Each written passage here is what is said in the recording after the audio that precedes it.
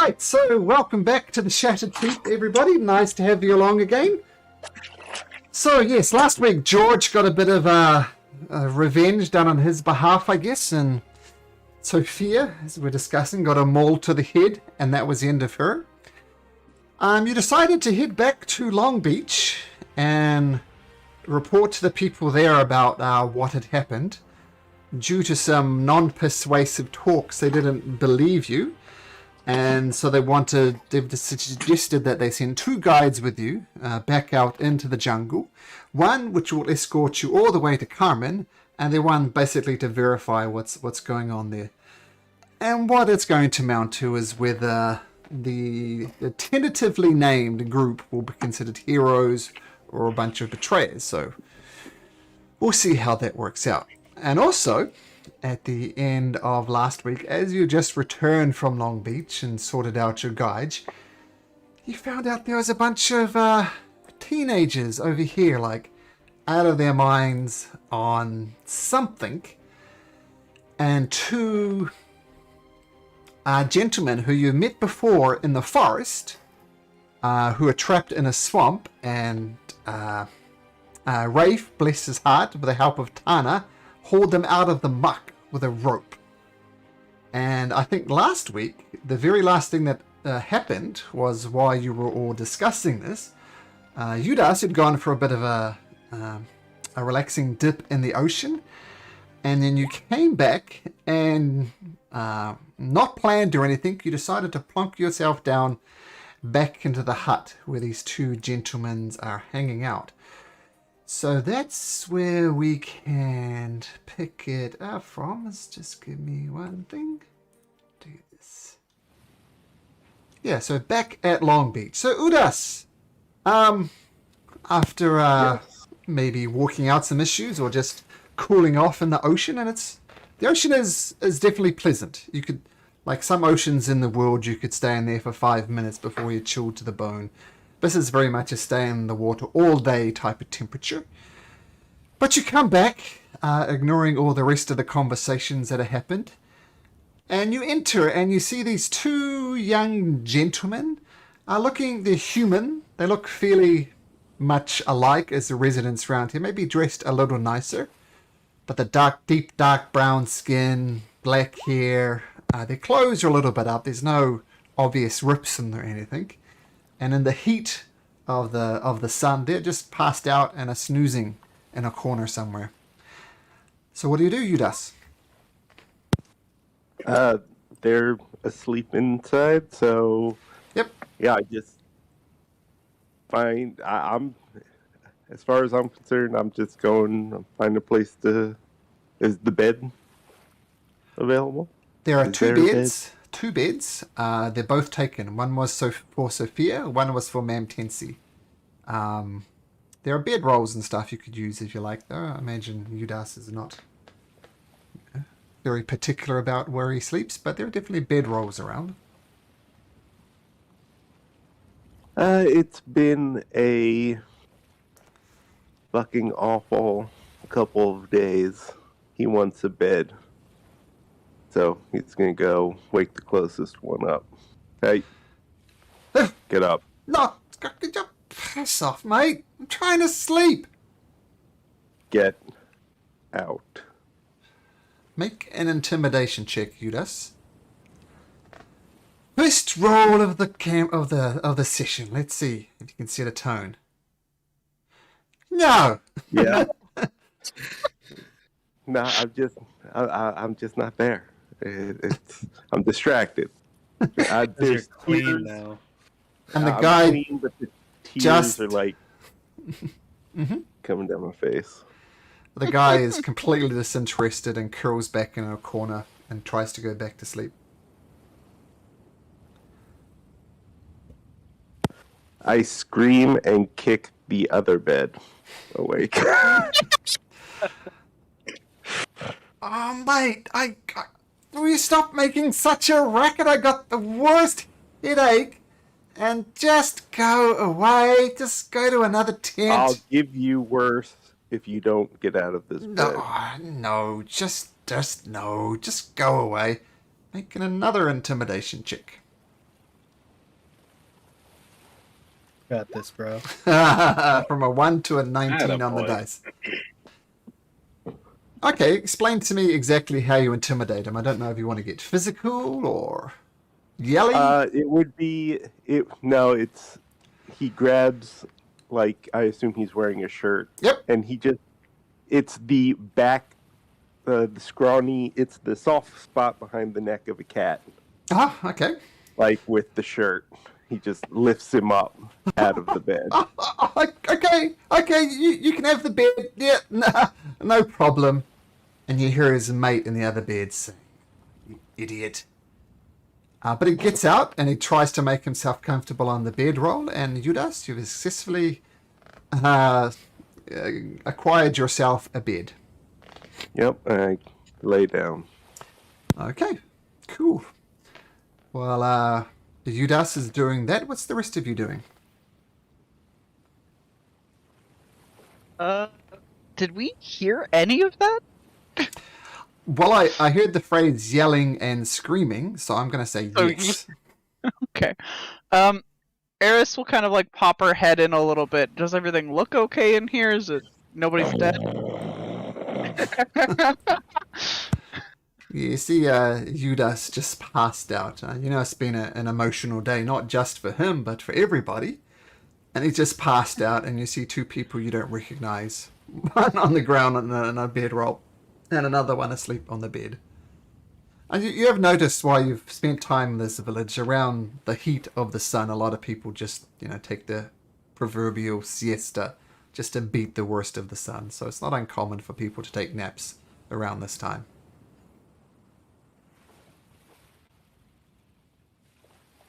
I'll let everybody know that I'm gonna make sure that Udas doesn't kill anybody when he wakes up. So I'm gonna go in the tent and I'll go for a nap as well. Okay. A little bit closer to Udas as like a physical barrier so that he has to like trip over my body in order to not kill these guys. Okay, but you are napping as well? I will lay there with my eyes like half open. Mm-hmm. I guess just kind of like whether I fall asleep or not. I doubt I could. Okay.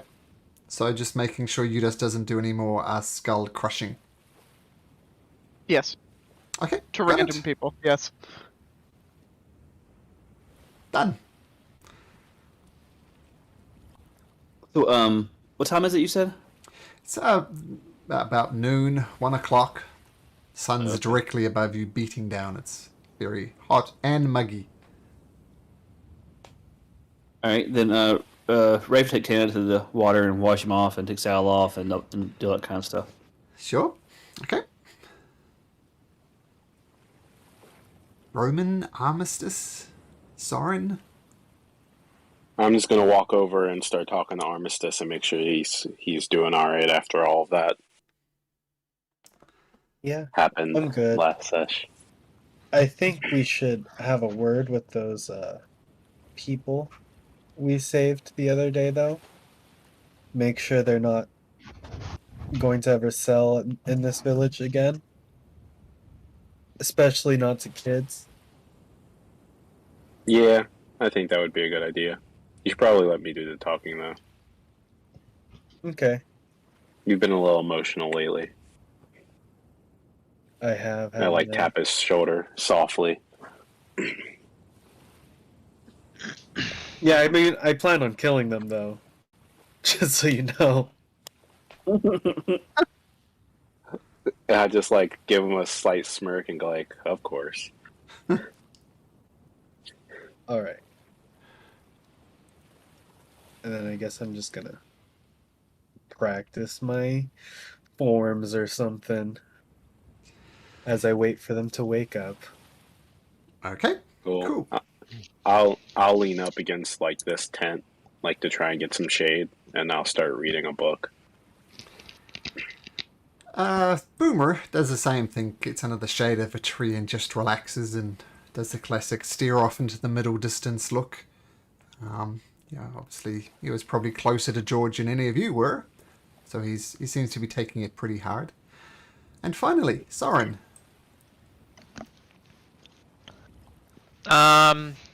He'll just be outside the tent. It's looking a little crowded in there. All right. Not sure what everyone else is really doing or planning. He's just kind of lingering with the group. Eventually, the extreme heat of the midday sun starts to wane as the sun goes down just a little bit. And you see life is returning to the village. You see the usual characters wandering around. Some of them are out fishing, and you look off into the distance and you see these guys just baking out in the sun. Even with a little bit of cover, this Eris managed to construct for them, but it's still hot out there.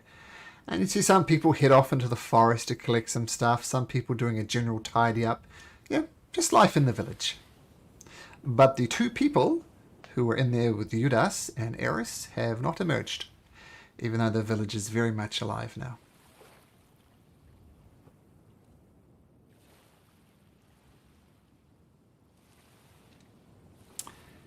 And Eris, you notice that the two guys, they wake up occasionally, but they're just going to groan and roll over and go back to sleep. I'll just lay there staring daggers the entire time. Okay. And I'm assuming this otherwise stated, Udas, you're just passed out. Yep. Okay. Another hour or so goes past as you're waiting for these guys to emerge. They're still not emerging.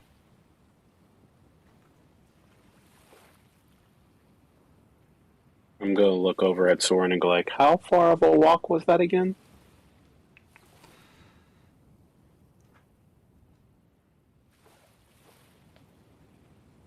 He must be asleep. Well, I'll walk over to Armistice and ask that. Same thing. How far the Hello? walk to what? For how long do you think it's going to take for those guards to actually get there and back? Oh no, we're taking them, aren't we? Wait, you guys haven't confirmed them about anything yet. I thought you guys are going to confront them about the drug use, right? Drugs. I don't think Rafe knows. Wait, what talk are you, or what walk are you talking about? The guards. What guards? So weren't two guards going to go and confirm our story? Oh, Guys. from my understanding, I thought we were going to bring them to the thing, and then they would bring us to Carmen if they confirm that we were not lying. Oh, you Yeah, guys. Oh. Guides, Two not of them. guards. Yeah. So two guides from the village of Long Beach are going to go with you across the jungle. Want to check out the abandoned mine and basically verify everything you said. And the other guide will take you all the way to Carmen. And they mention that they make this trip, reasonably often. So that they know, the shortcuts and easy ways to get across the jungle, avoiding the worst of it. So whenever you're ready, okay. the guides can take you. Cool. I thought they were off doing it. No. Yeah, I thought So we where were are they just at? gonna spend the night here and then head out in the morning. Yeah. Oh, okay. Oh, okay. Well, the two gentlemen in the tent was Udas and Eris. Yeah, they continue to sleep. The evening is slowly approaching. They're not emerging. And should we just Should wake we them go up? check on them? Yeah, let's just barge into their tent. I mean, He it's us asked in me there, something. not the villagers. Okay. Okay, I'm gonna go to the tent and go like, hey, are you guys okay? And like poke my head in. Oh man, it's so hot. We just need to sleep, man. Just leave us be. In Thieves' Cant, I don't know if they're gonna understand this or not. Mhm. I'm going to say, I know you guys have been dealing to the children in this village.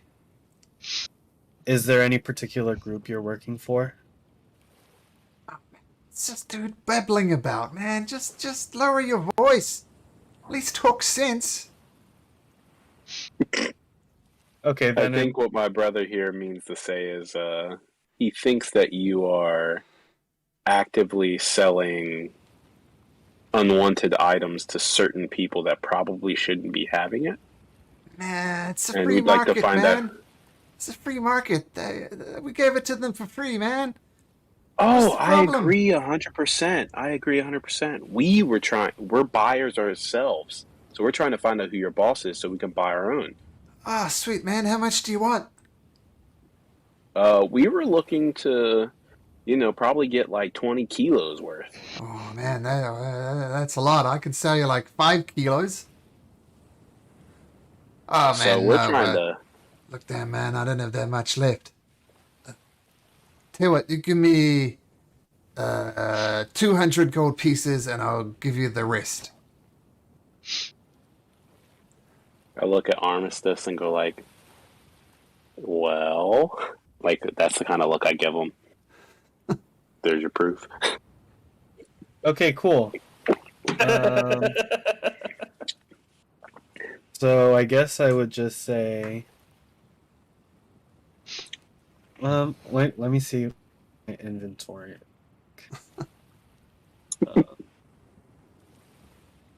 Okay, so I have ball bearings in my Okay.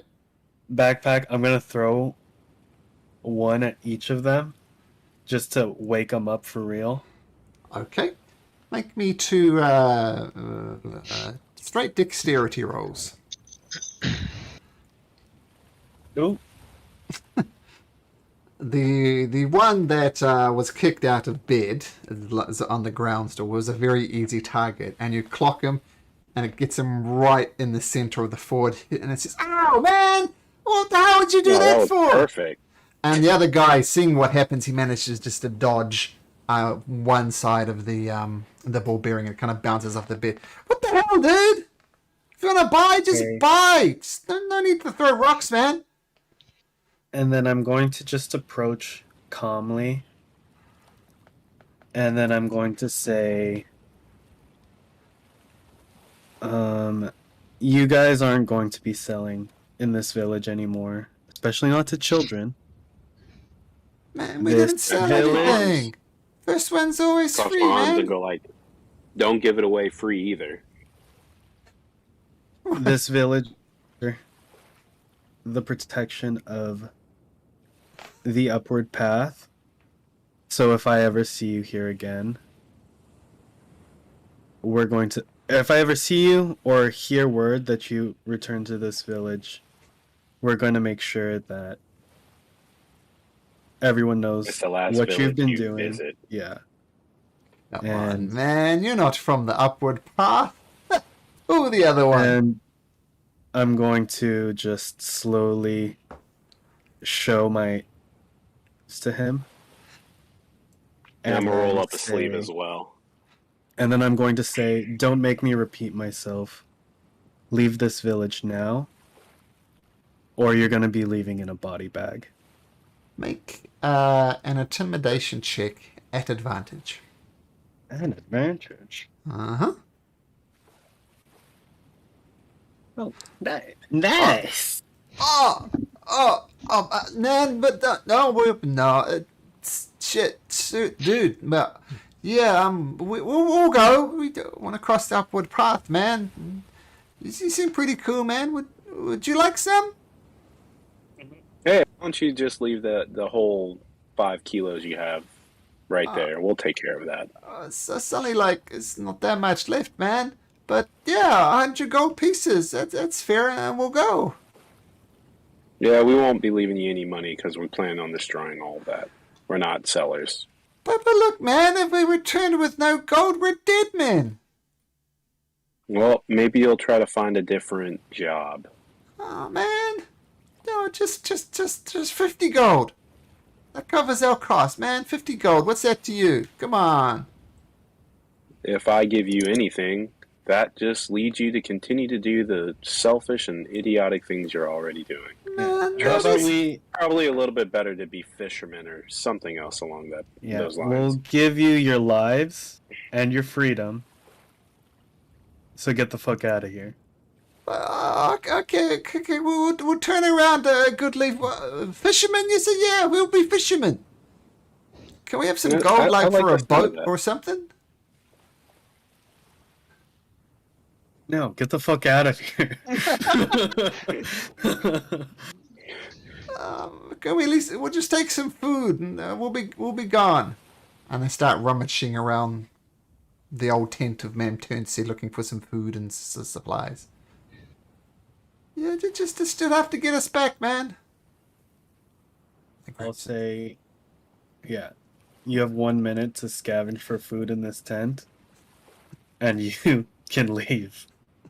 Okay, and they frantically race around and they get a whole bunch of some fish, some of that plantain banana type stuff.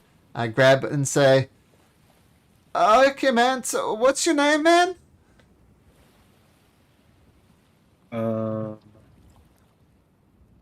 He's going to say, if anyone asks you what happened here, say that, what did I say? I was going to call Rachel. 1 second, 1 second.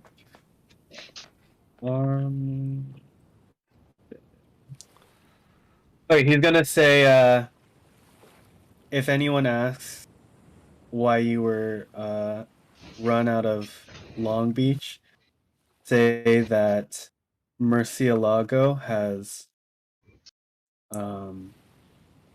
claimed this village as territory of the Upward Path. Shit. You Murcielago? And then a sinister grin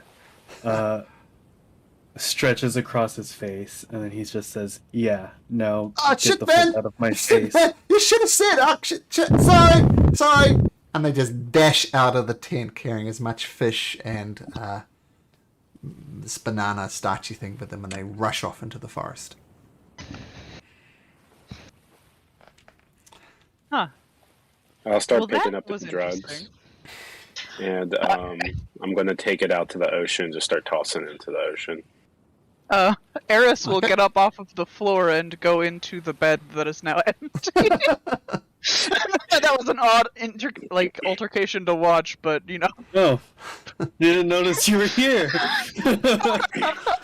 That's And interesting. then- I'm bright pink and was on the floor the entire time. He is just That's gonna okay. put his fingers to his lips, smile, and then walk out. How big is Eris? She's pretty tall, isn't she? She is, but she was laying on the ground. She's 6'1". Okay. Oh, jeez. Yeah, you're tall. Yeah. She's like a beanpole. She's really Taller skinny. than me in real life. So, as the two gentlemen dash away in the forest from the implications by Roman and Armistice, what's Rafe doing during this time?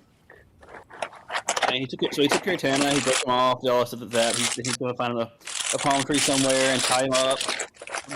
Is that you, Roman? Yeah, share those chips, bro. Oh, I'm sorry. I always do that, and Oh, dude. That's what it was you. Just, That's I okay. thought it was you. he's just eating some banana chips. Right. It's Cheez-Its this time. Jesus, all right. Part of every balanced diet. Yeah. He'll kind of give his layout under the palm tree with Tana there and kind of try to avoid the heat and use the sea breeze to pull him off some. Okay, awesome. So, is there anything else people want to do before you settle down for the evening? No, not really. Can I see how Boomer's doing? Sure. So Boomer has been leaning up against this tree, just doing the stare at the middle distance, not looking at anything in particular. And you get close to him, and he does the raised head action at you. Hey, buddy. How you doing? How you holding up? He says in one voice, "I miss," and then in a very separate voice he says, "George." It's like, "I miss George." Well, so is it like disorienting listening to him talk.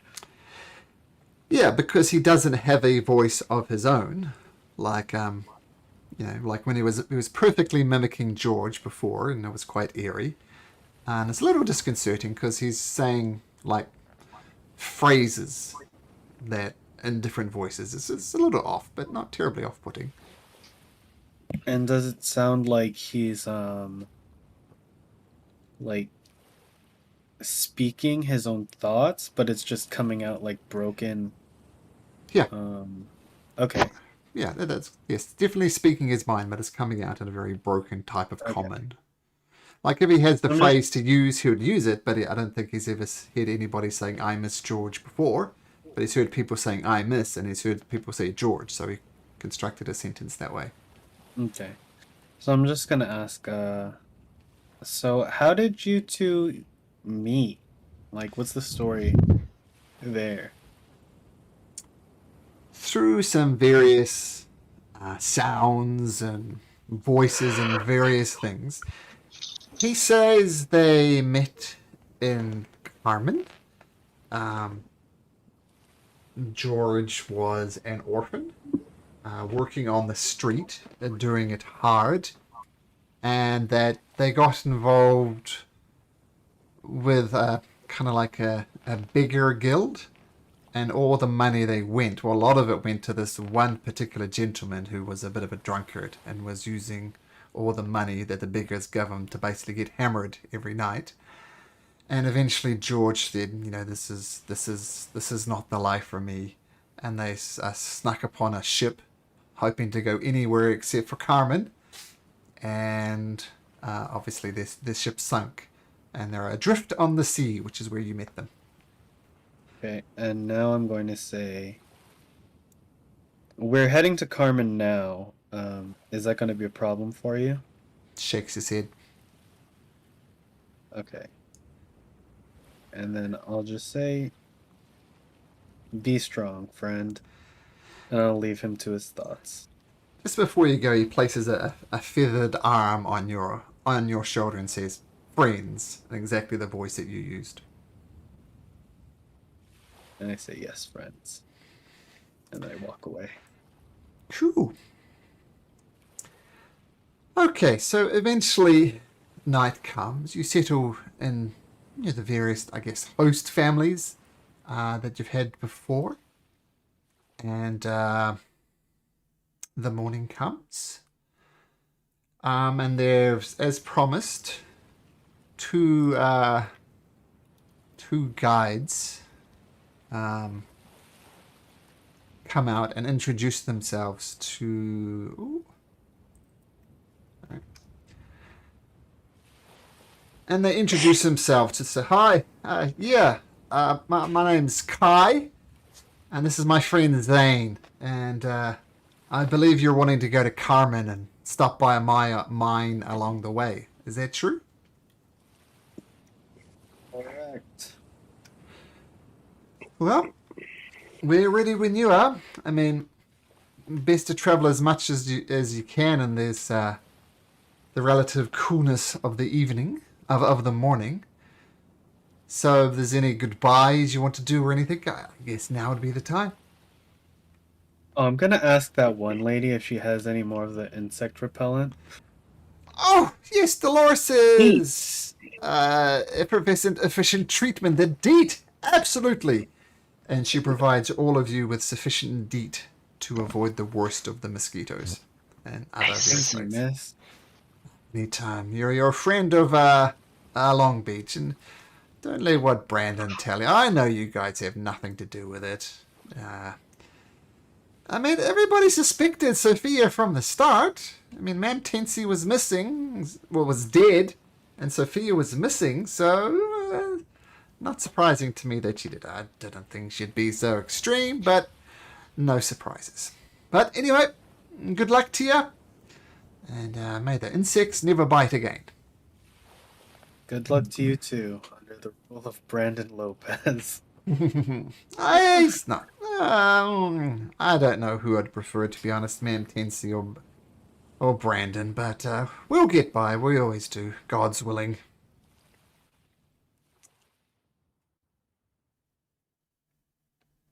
Okay, bye.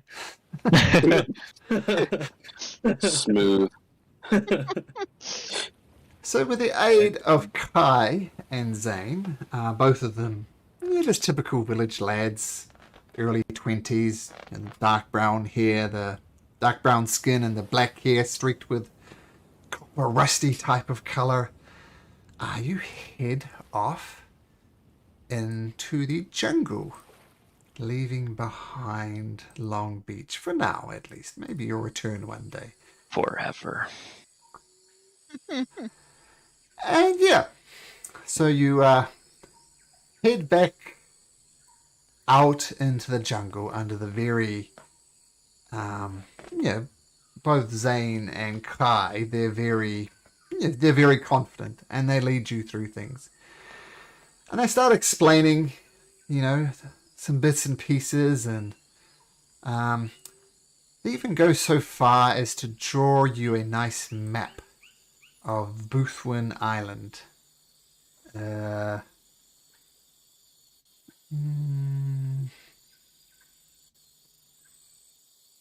they point out the forest, the jungle, all various bits and pieces, how there's Lotus Lake to the north, how the jungle itself, Yuan is in Kubot jungle, exactly where Carmen is, and finally a fourth village, a third village, I guess, at the bottom, called So Good. But they confidently lead you across the island, not stopping. At the end of the first day, you're making very good time. You arrive at what you recognize as the entrances to the mine. And, you guys were directing him, saying, it's over there-ish, and they eventually find it. And they say, Kai says, so, what are you looking for? I mean, you want to show us something here? The room that we killed Sophia and those cultists in, was that like an altar? Not really. It was more like a slab of stone. There was no iconography on it or anything, no symbols of gods. The closest thing to the god, or the closest thing to something symbolic, was a statue at the end of the mushroom cave, which Armistice saw. I don't think we should return there. Someone's gonna be like, this is the cult mine. Uh-huh. And inside are a bunch of dead cultists. Do you want to see We killed, them? of course. Well, you go to the front entrance, and there are two bodies there of these, guys with no hair and, just looking a little odd. And some animals have had some pecks at them, but they're very much recognizable, and their general appearance is a little bit off-putting with the complete lack of hair. And Kai says, can I, maybe we should have a look in a bit further. Is it safe to go in? There's some was it an anaconda that attacked us? Yep. Yes, there's anacondas and wildlife in there. We can show you if you're not too scared of getting attacked by them. Do you have any, they're going to ask me, do you have any proof of their being cultish? Well, look at them. Oh, lack of hair is not a crime. Well, they all really pretty much looked like this. Oh, wait, there was that note. Yeah. Why didn't we go to the village? So next question. Hello, can you read? Are you able to read? Yeah, of course. Yeah. They're Okay, not well, idiots, pass them the note. Aris. I don't know. They didn't have a school. Eris, make an insight check.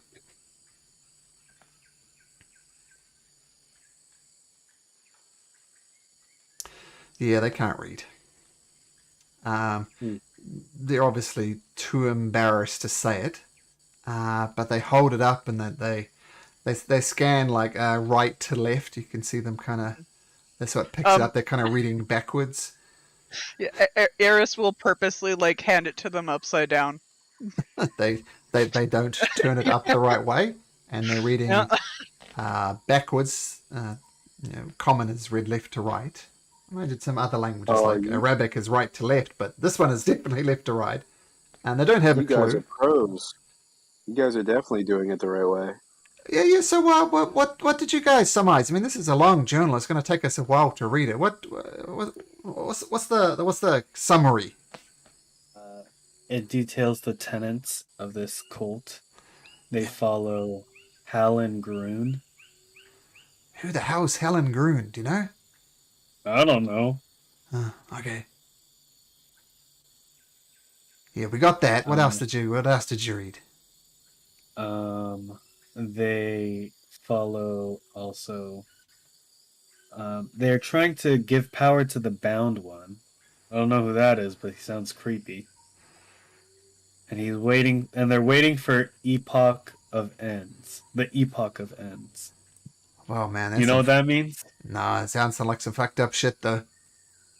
Yeah, You should have seen what they were doing. What were they doing? they were killing little kids. Oh, those assholes. Yeah. All right, well, I'll go back to Brandon and. I mean. This is bad. Obviously, we don't want this type of thing here. And it seems like Sophia got caught up in this somehow. I'll report back to Brandon and yeah, what's a peace of mind, I guess, some closure that the cult was indeed real and everything you said was true.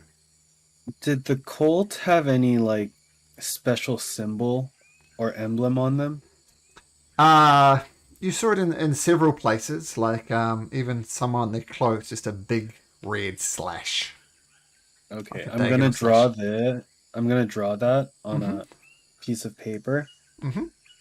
and then I'm going to say, "Be wary of this symbol. It seems to be their their symbol. If any So eloquent. creepy shaved head people approach your village, know that they're danger, and tell Brandon Lopez that they're not to be trusted." Okay. Not while they're standing in front of you, to be clear. Thanks for the heads up, lady. I've been I know how social customs work, but thanks. You're welcome. You know, what do you think they are? Illiterate? And with that, Kai gives a silent nod to you, and he starts dashing back to the village. And Zane goes, "Oh, yeah, that's some fucked up shit, man. Yeah, it's a shame we don't have a way of contacting you. Anyway, I guess we'll be off." And you continue your way westwards. They set up camp for the night. They do a good job of it, better than you guys do. And you set up the usual watches. If there's any conversations people wish to have over a watch, now would be a good time. Yeah, actually, if Udas could take a watch with Eris. Okay. So we'll just swap Soren and Eris. So Soren will be on last watch.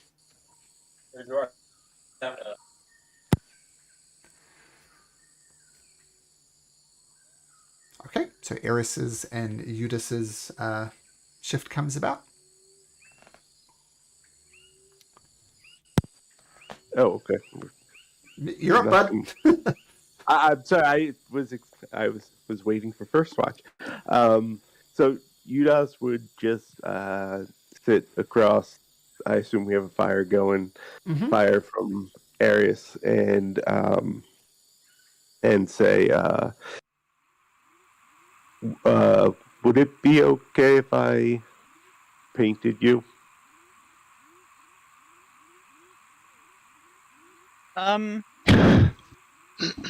Okay, so like on paper or like me?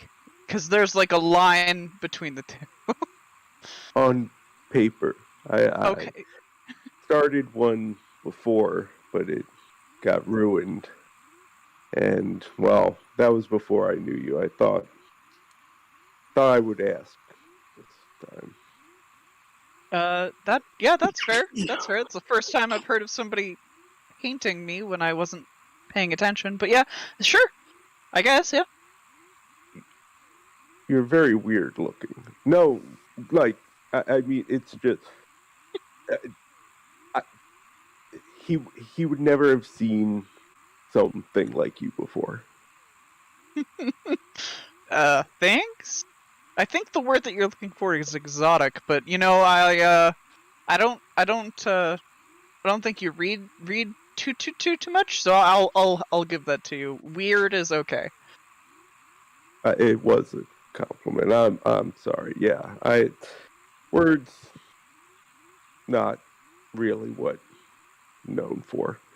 No, that's okay. It's okay. If I need anybody to hit somebody with a really big hammer, I'll call on you. I know that that's kind of your specialty that I've seen so far, and yelling. I don't know. What else? I guess painting. You're good at painting? Pretty good, I think. Makes me distracted. Okay. Well, yeah. That's fine. If you don't mind, I'm just gonna kind of tinker away, doing some other stuff here. But yeah, I don't mind. And yeah, Eris will kind of sit down, kind of take out her calligraphy stuff, and start kind of drawing out little spell circles and stuff in Infernal. Nice.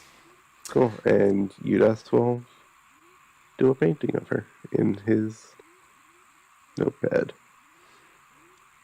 Okay, why don't you make us a performance check there, Mr. Udas? And if you're not proficient in performance, you can add your proficiency for this. So consider yourself proficient in painting, I guess, if you're not already. Oh, a 10. A 10? Okay. It's maybe perhaps that, Eris is so different to anything you're saying. You're finding it hard to capture the unique beauty of Eris, I guess, It's dark out. And it's dark. Do you show Eris, or? Yeah, for sure. I can do better. I'll maybe if you let me try again another time. Yeah, that's fine. It looks pretty good. Looks pretty good.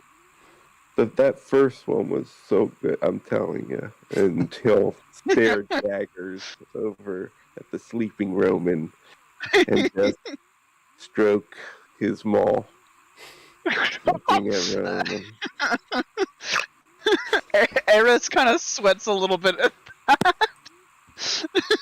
It was so good. It was so good. I'm sure you'll make another one that'll be just as equally, if not better. I don't suggest playing whack-a-mole with our companions, though. No, I only dream.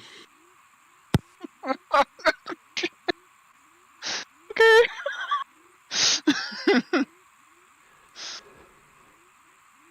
Okay, so eventually the watch ends between Udas and Eris. Let me know if anybody else wants to say or do anything, but otherwise morning will come. Okay, morning comes. Your guide Kai sets you off again, and once again he's walking with confidence. He's done this before, and the heat of the jungle returns again, and he's doing a good job. And about halfway through the night, halfway through the journey, he says, "Hey, everybody quiet. You hear that?" And all you freeze and attune your ears above the relentless buzzing of the insects and the other creatures. And can everybody just let me know their languages, please? Dwarvish and Primordial. Okay. Elvish and Sylvan. Common, Draconic, Undercommon. Okay. Okay. Common, Dwarvish, and Elvish for me. Okay. Doesn't sound like... Okay. So none of you recognize it. It's a very deep... it's a very deep guttural thing, but it's not just grunts and groans. There tends to be some type of structure to the language. So you get the impression it's a language that you could learn. It's just quite deep, I guess, as well. And guttural, and it's like... And you hear that off about 100 feet north. So, up in this direction. Does our guide... Do you know what this is? Shakes his head. Dunno, man, they seem to be arguing or something, I guess. I don't know. Hey, Arm, do you want to go check it out? Definitely, of course. I'll sneak towards the thing. Okay, so make... And then I'm gonna give him or use a bardic inspiration on him. Okay, so make your stealth roll and use your bardic if you like it. And what does a Roman say to inspire him? Yeah, and I'm gonna go like, and remember, life has 2 rules, brother. 1, never get caught, and 2, always remember rule number 1. Heard. Do you use your bardic inspiration? No, but Yes. I'll hold on to it.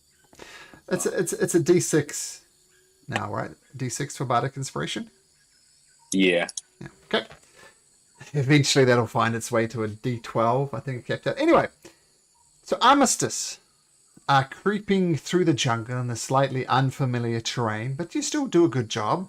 You guys watch Armistice just disappear into the jungle, and you look at the spot where you think he should be, and he's not there.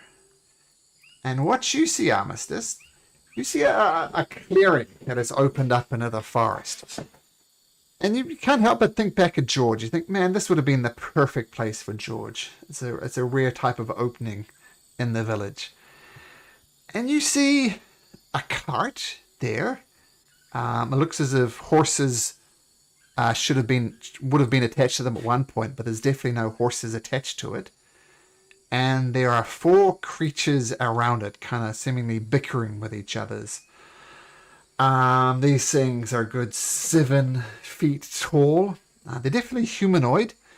They look, they've got a head and arms and those type of things. But they're covered in green scales. And their mouth is very lizard-shaped. And they kind of got these... the only hair they've got is kind of like almost like a mohawk on the back of them. And then they're carrying a club and a shield. And they're just constantly talking back and forth. Does it look like they're pulling their own cart? Make an insight check at disadvantage. Insight disadvantage. Because you don't understand the language. Tough to get a read on them. You have a look around the base of the cart, see if maybe it's moved. You can't really tell either way, unfortunately. And are there any... Oh, there. Is it too late to roll my Nope. inspiration? I'll roll it. 16. I would say with a 16,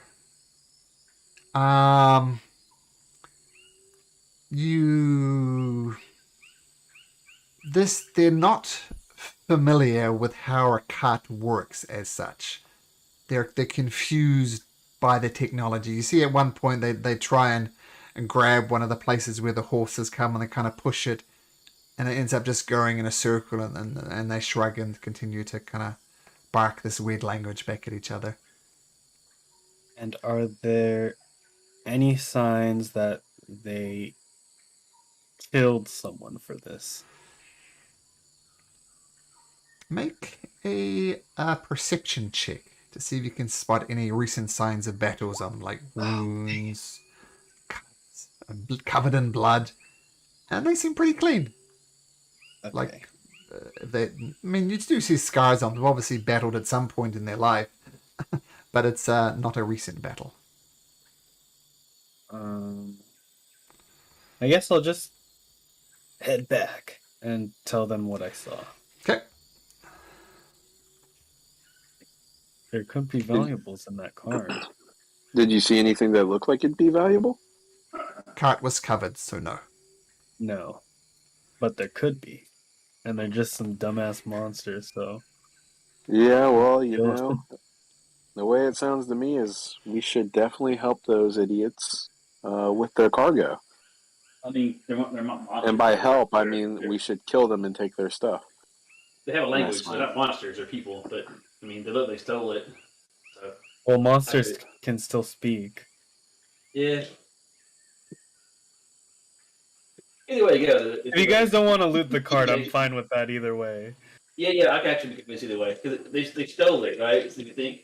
Yeah. It's obvious So- they stole it to me, so. So, Yeah, I'm they- not- So it's not theirs. We can take it if we want. I'm fine with taking it, but it's not obvious that they took it. Couldn't they What's have to found it? me? What's you after you telling us, huh? Fair enough. What did Rafe say? He's kind of It was- sounds far. Sorry, it was to you, and it's what you're telling us, right? Yes. So I mean, we only know what you're telling us. So you're telling us, hey guys over here, they stole some stuff. It kind of changes our perspective, you know. Does that make sense? Yes. Okay. Make sure I can. You're hearing me. I'm trying to find some Sudafed. So sorry. No problem. So if you guys want to go looting, Just Have some before, fun. as you're making your decision, Boomer repeats what one of you said. Murder, and we should just murder them and take them their stuff. oh, did I See, say even our little buddy like agrees with us. And he shakes his head. No. I mean, we can check to see what's going on with them. I guess I don't know if they have stolen stuff, then And they're obviously there's monsters. somebody that. Why wouldn't we? You hear the voice of George coming from Boomer. Come on, Boomer, we're better than that. now I don't want to do it.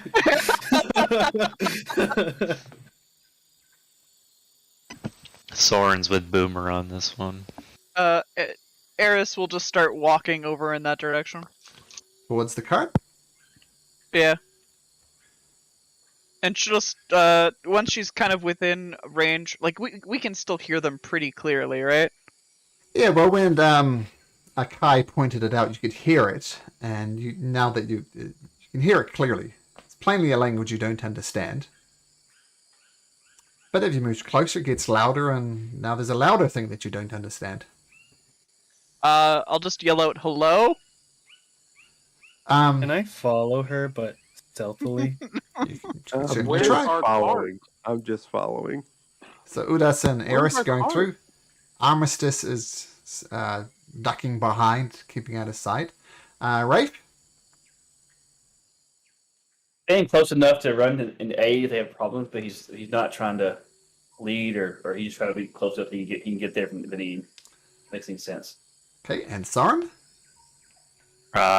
Soren's back with Boomer, whatever Boomer's doing. He doesn't want anything to do with this.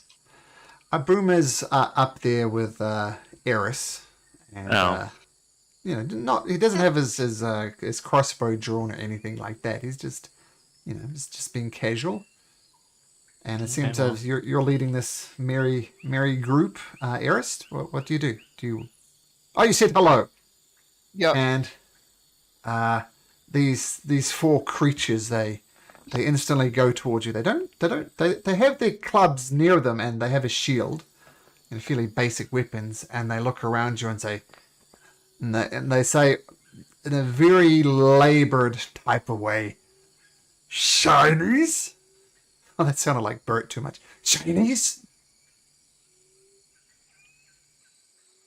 Shinies?" Our cart, and I I point just at the step in cart front of and then point to Eric. us and say, "Our cart." Shinies. And he kind of makes a circular motion with his thumb and forefinger, like, "Shinies." And one of them almost theatrically opens the cart, and you see inside of them some general supplies, I'd guess.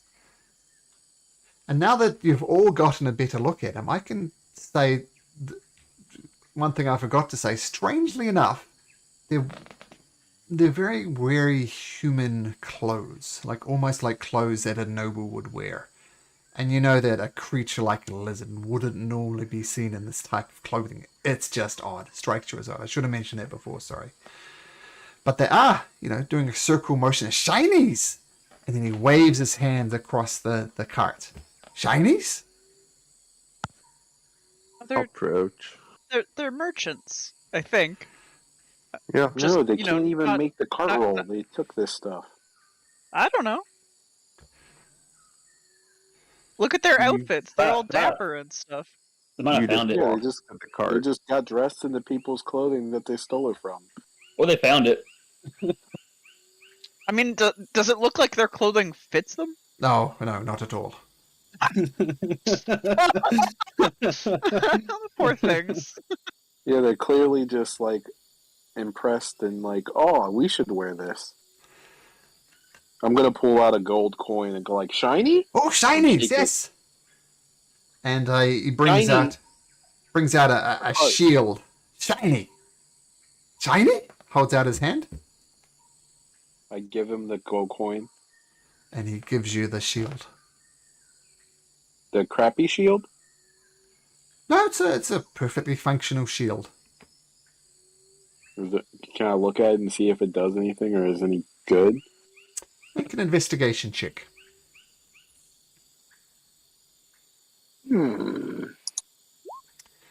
Seems like a perfectly so functional smart, shield. dude.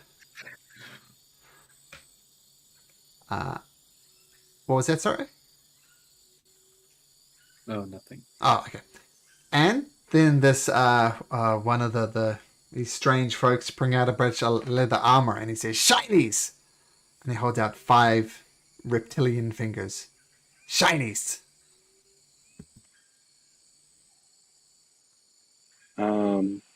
Okay.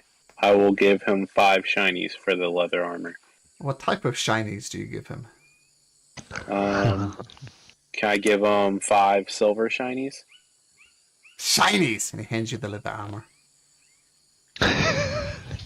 Sweet. I'm going to approach and then show a normal dagger. It's like, "Shinies?" Shakes his head, and he makes a round. And it holds up the silver pieces that Roman gives him. "Shinies!" Is there anything of interest in the cart that we can see that they showed? You have a look. There are some merchant clothes. There's some flasks of ale. There's some wooden swords, so not terribly useful there.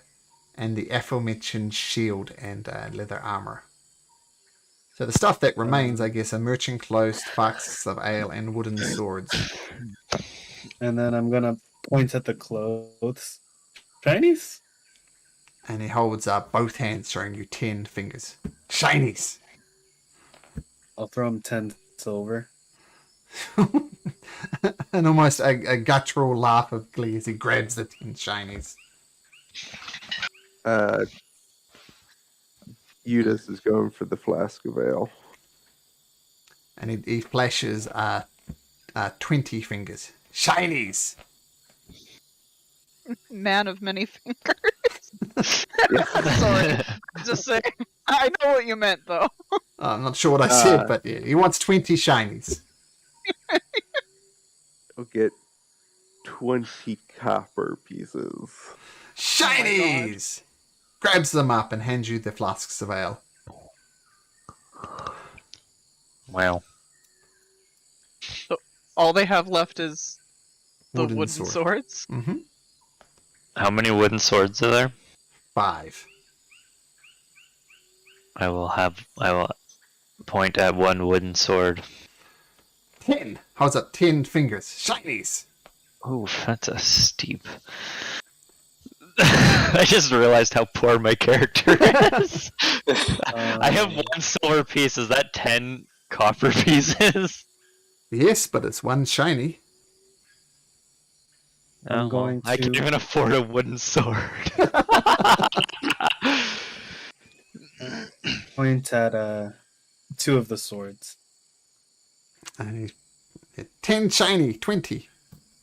Shows 20 I'll throw fingers. Shiny. him 20 shiny copper coins. Yeah. Eagerly grabs them and hands you 2 wooden swords. So mechanically, would these work as swords or clubs? Clubs. Okay, perfect. But if you had Simple someone weapon. you could train with wooden swords, George would be. Oh, sorry, is that too soon? Wow. So We gotta do it again, it's man? okay Really? if they're I mechanically was going clubs. to do that. They're monk weapons, guys. Sure, yeah. I'd go with that. Yep. You could use them It's like kind a of cool, club. though. Yep. Yeah. Imagine killing someone with a wooden sword. Yeah, it's gonna be so funny. Okay, and these creatures eagerly grab and start divvying up the coppers and the silver, and oh my goodness, a gold piece worth 100 of those copper things. But yeah, they seem happy with the shiny things no matter what it is. Someone And they got count ripped it up, off. and one of them stands up and approaches and goes to say, Eris, shinies? What does he seem to want from me? Holds out his hand. Shinies? He wants a shiny from me? Shinies. Yes, he does. Yeah, I'll take out like a copper piece. He grabs it, holds out the other hand. Shinies. I will put another copper piece in the other hand. Puts it in one hand, holds out another hand. Shinies. I will put another copper. Grabs it. Shinies. Very interesting. It seems like he's trying to rob me now.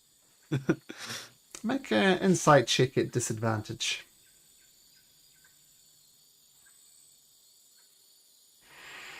I'm going to say with an 11. They obviously value shinies, and you keep on giving them to him, so he wants more. Shinies!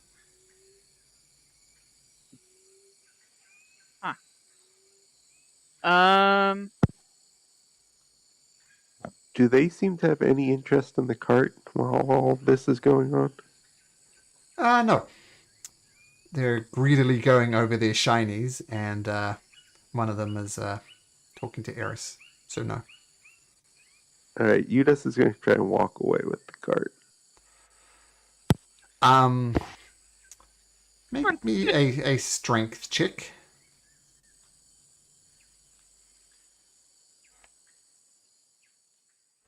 So Udas trying to appease to burden, yeah? Oh, no, that's a save, but that's okay. 18. You do Sorry about that. you two can like put one of your massive arms on each one of them, stand up, and power through until you get the end of the clearing. And this guy been watching in disbelief, Kai says, "Well, we could take the cart, man. But that's going to slow us down. Something chronic.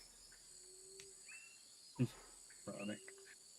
I mean, we're going through a jungle.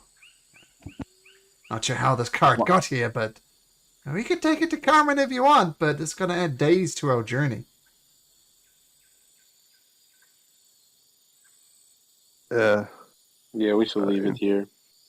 Just Yeah. Okay. Lead with it. Okay, the creature holds out a hand to Eris one more time. Say, shinies! Put another copper piece in it. Pockets it, holds out his hand. Shinies! I will put another copper piece in it.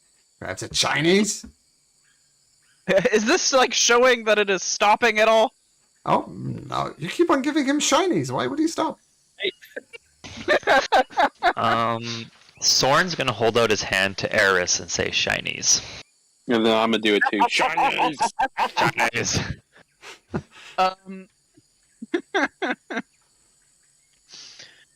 Eris is gonna give them both double down low high fives and then walk away. I'm okay with this. And then I'm gonna shake my head and put my hands up to my sides and go like, no shinies. No shinies. As Eris attempts to walk away, the creature grabs you by the shoulder, spins you round. Kisses you. Plot twist. And if you want to resist that, do you want to resist that? No, I'm curious at this point. Okay, so he grabs you by the shoulder, swings around again, and he holds out his hand. Shinies!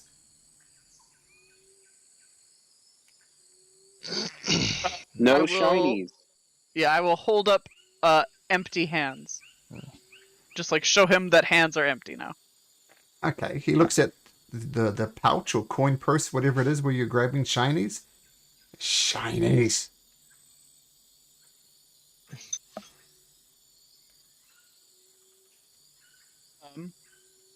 I will kind of take my purse, like my pouch, off of my my person, and I'll kind of, when I'm doing so, I'm gonna kind of tap it along my calligraphy set a few times, and when I open up the bag, it appears to be empty.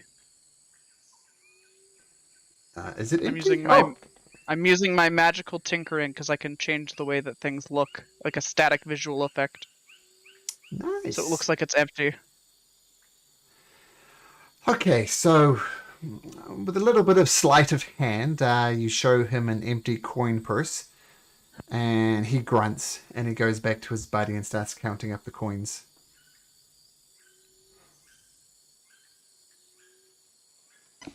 We should leave. Yeah. Yep. Okay, so with down a few shinies, but up a couple of things, including some weapons that I didn't think anybody would use, but that's cool. I like it. And you head further west. West? Yes, west. I got it right for once.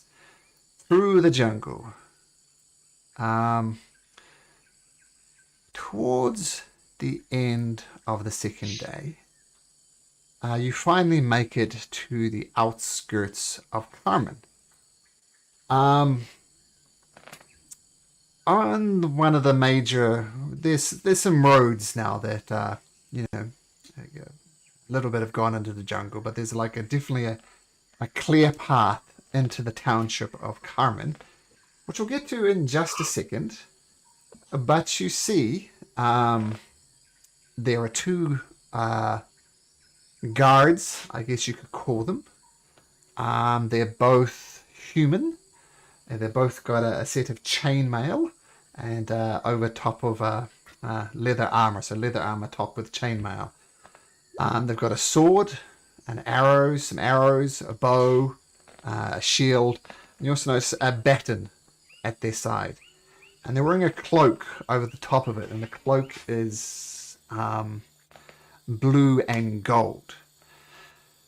And I'm going to say most of you know that the colors of the Wandermen assembling are blue and gold. And some of you have heard about these people before, probably the people from, the Wandermen assembling area off to the west. You know that these are the standard army grunts for the Wandermen assembling.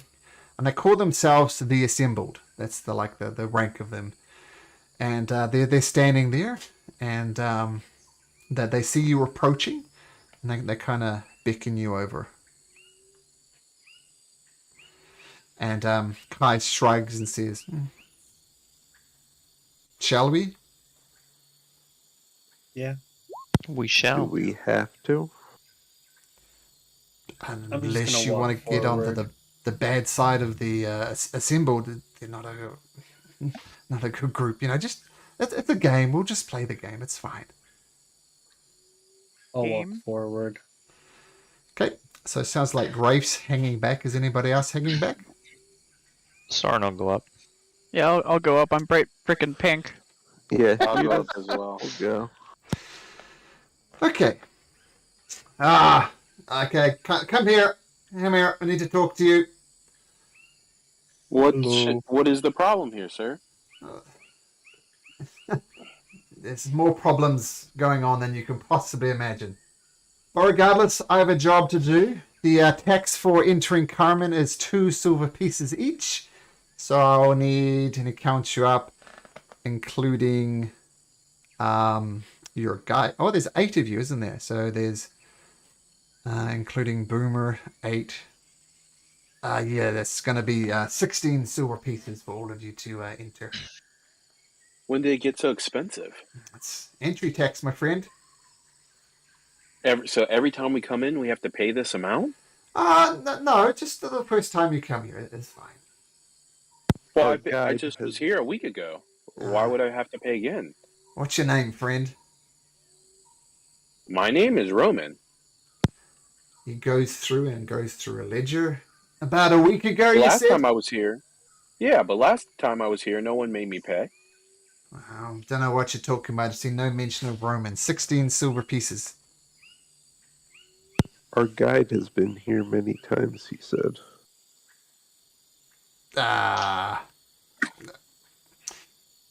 No, I do recognize him. Okay, that's fine. 14 silver pieces. Well, we have 2 guides that come here all the time. Excellent. 14 silver pieces. And I was here last week. No, you weren't. 14 silver pieces. I'm just gonna give him 2 silver pieces for me. Okay, You're thank right. you, friend. And what's your name? Here's the Armistice. Armistice. And where do you hail from, Armistice? Where do I have him? I'm not sure. I Clifton. don't remember. I You come hail from from- Clifftown. Clifftown. Okay, writes it down. Okay, and you go. You're fine. What's your name? I would like to speak with your manager. My name is Derek. Anyway, that's not none of your problem. Do I know if he's really... Is that really his name? Make an insight check.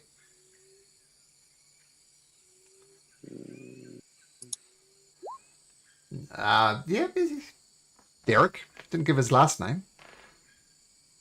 Anyway, if you want entry, 2 silver pieces, and I need your name and where you come from.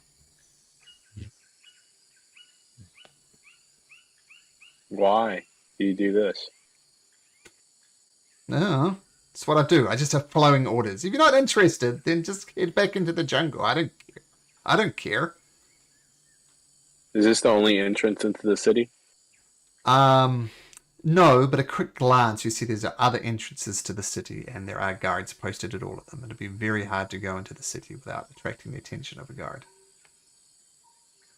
So how does that guard on that door know that we came in? Look, I just don't care what story you're weaving. Believe me, don't believe me, pick up holes if you like, but to get into the city, I need 2 silver pieces, your name, and where you hail from. I'm like, okay, hold that thought, and I'm gonna go down 2 gates and try to enter 2 gates down. The guy shouts, "Hey! Watch out for this guy, he's sneaky! I think the price has gone up for 4 silver pieces for him." And his mate kind of nods. Right, the rest of you, What about you? He says, talking to Eris. 2 silver pieces. What's your name? What's your name, miss? Eris, you there? Yes. Okay. Yeah. Hi. It's Eris. Eris. Thank you. And where are you from, miss? Like born, hail from. I'm kind of like between places right now, to be honest. You know how it is. I didn't ask where you were going and where you've been. I asked where you were born. Where do you hail from? I don't fucking know. I'm an orphan. An orphan from where? My parents. What city, you dullard?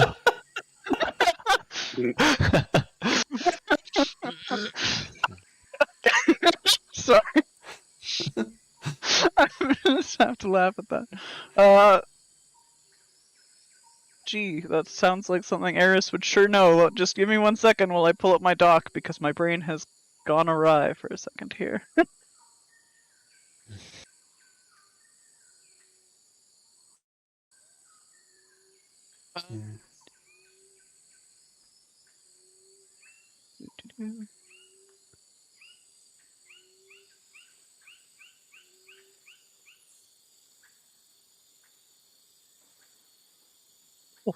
Uh, I think, says Malcolm the DM, you were originally hailed from Amber Barrow. yes. Which is a little... But just the Ascended Host, that's who we're talking to right now, right? No, you're talking to the Wonderman Assembly. Right. Okay, so we do not want to be... I want to be the opposite of that. Do I know somewhere that is under, like, the control of the Ascended Host right now? Or the Wanderman Assembly? Jesus. Make a history check.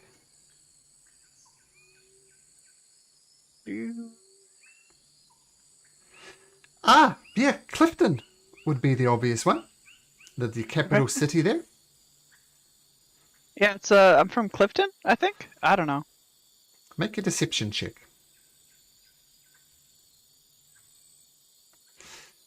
Ah, lady, pull the other one. Your friend said you're Clifton. You stuttered around. I don't believe it. Just tell me. It's just for the records. Just trying to do my job.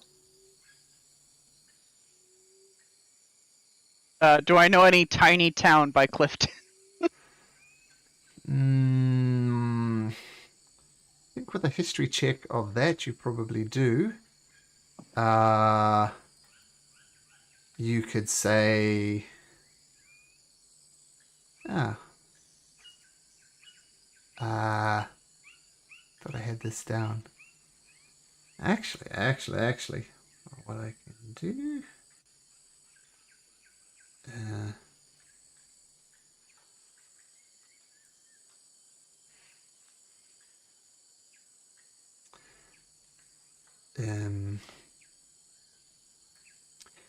you could say you're from a place...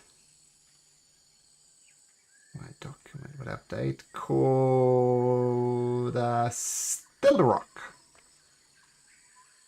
Is that like a relatively small place, or is it like a city? It's more like a town. Okay.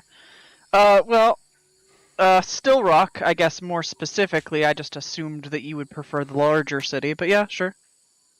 Get another deception check.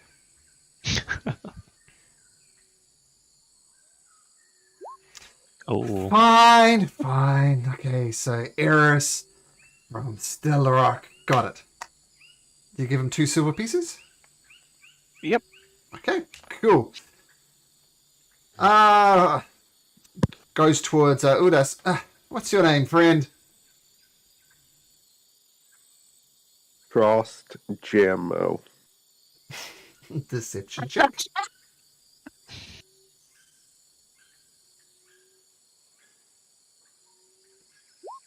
Frost Jammo. Got it. Where are you from, Frost? Clifton.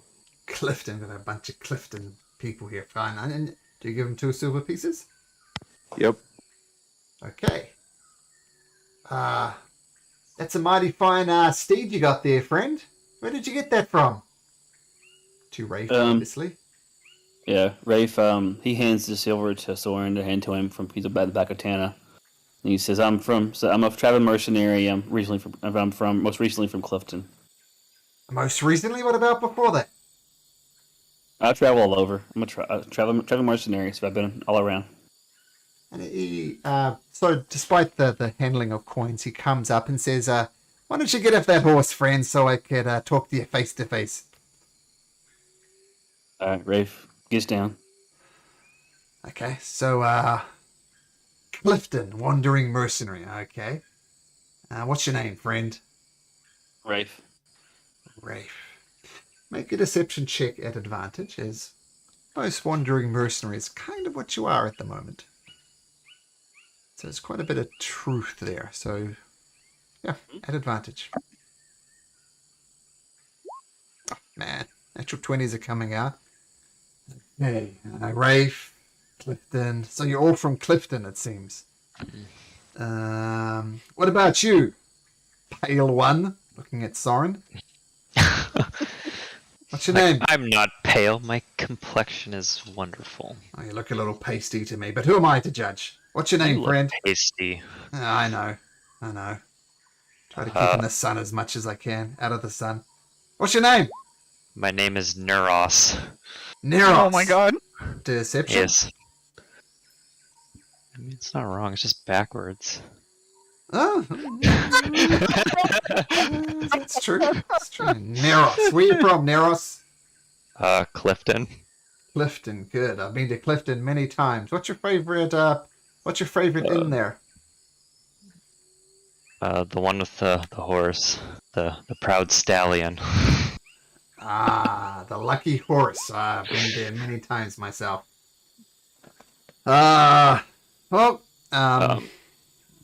Just for like the DM's sake, I'm not actually from Clifton. Oh. Yeah. That's just elaborate. Yeah. Okay. So, but he lets you in with your deception 17. I like the Neros more than anything. Got the DM distracted. Okay, what's your name? Boomer! And he says, where are you from? Carmen! And he says, I know you. You're that little beggar shit, aren't you? You hung out with, what's his name? George, right? And, Boomer nods. And he says, I don't know what you're hanging out with these bunch of idiots for, but in you go. And Boomer wanders in. So while the rest of you wander in, all seemingly coming from Clifton or thereabout, Roman, you go to another guard post and says, same questions, friend. Name, where you're from, and full silver pieces for being an idiot. But I'm not an idiot. I was here a week ago. So one of you guys wrote my name down in your book, but didn't charge me. So I need to find out who it was. What's your name? My name is Roman. Goes through his ledger. Roman. No, But don't that see guy it. down here, he just looked in one book and said, "Oh, you never did." So how can I find out who it was? Fascinating story, friend. 4 silver pieces. I don't get it. If I came here and did all of this already, I still have to pay more because I'm trying to not pay. Make a deception roll, please. Deception. There we go. Roman, you say? Yes. Do you have a family name? Yeah. What is it? Silver. Roman silver. I am a merchant, and I open up my pack and pull out a shield. I was coming to sell this, and I pull out leather armor and this. So you're a merchant and you're carrying 2 items with you? Must be a pretty shit merchant. Well, I don't have a lot. I'm here to buy some more and sell this couple of things. I just got back from Long Beach, is where I just sold a bunch of my stuff. That's a shithole of a place that is. Money is money, right? True. Tell you what, you don't have the 4 silver pieces. I assume this is what you're getting at, right? Yeah. As soon as you sell that, come back to me, give me the 4 silver pieces, and we'll call it square, okay? But you owe me 4 silver pieces. But so what do I do to make sure that this doesn't happen again next week? Oh, well, we'll have it sorted out by then, surely. So go sell your wares. Once you get 4 silver pieces to rub together, come give them to me, and you'll be fine, mate. All right. I appreciate the help. And, sorry, where are you from? Oh, I'm from Clifton. Clifton. Okay. So, yeah, I forgot to ask you for 2 silver pieces, Soren, so you can keep those 2 silver pieces. That's okay. I don't have 2 silver pieces. Ah, so you were the one I was supposed to give the hard, ask for to get. So, oh, yeah, that's right. You only have 1 silver piece. Man's just over here sitting quiet. Okay. I'll meet up with everybody and then tell them, like, they want me to come back and give them 4 silver pieces later. Suckers. You know, I didn't know you guys were all from Clifton too. Me neither. Crazy. Grew I up know. there, never seen you before. Yeah. Small world, you know? Oh. Have you That's met what they say. Neros? Neros. Or Yeah. what was yours? Frost? Troth Jammer. Jesus. He was a moron I knew back home. Mm. Mine's my name backwards. Oh, hold up in a second. Wait. I forgot to give you your receipt.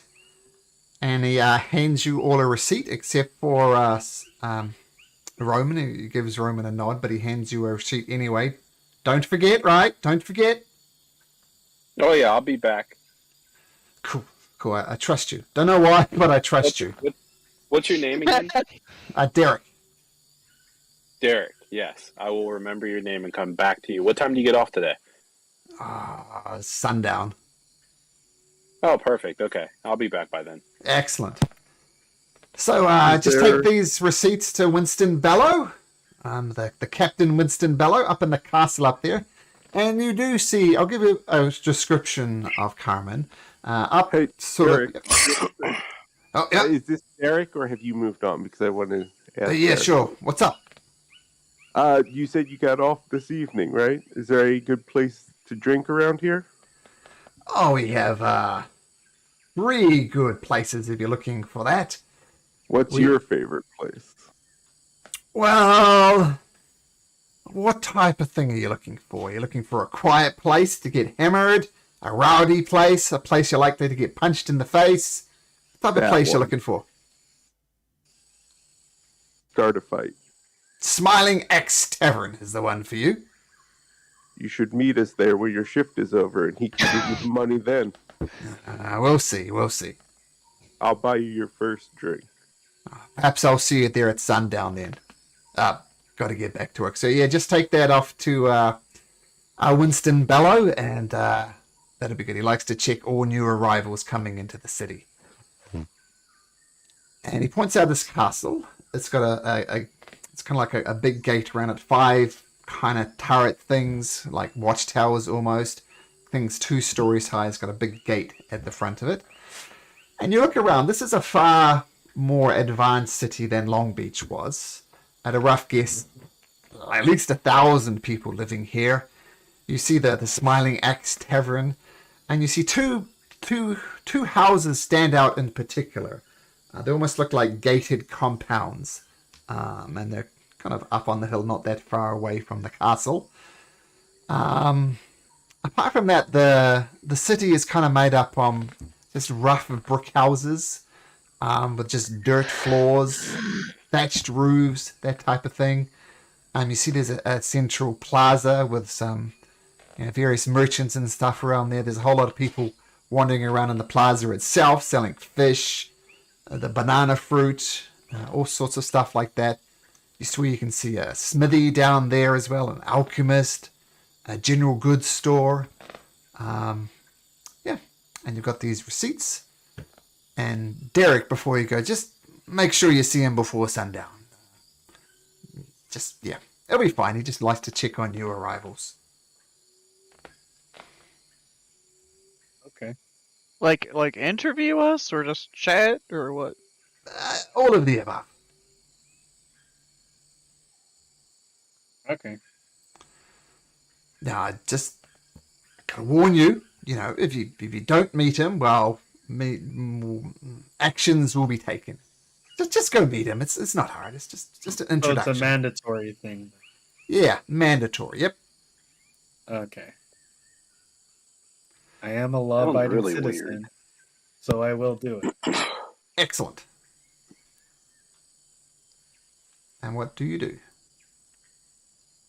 Can we go to the market first so I can sell this stuff?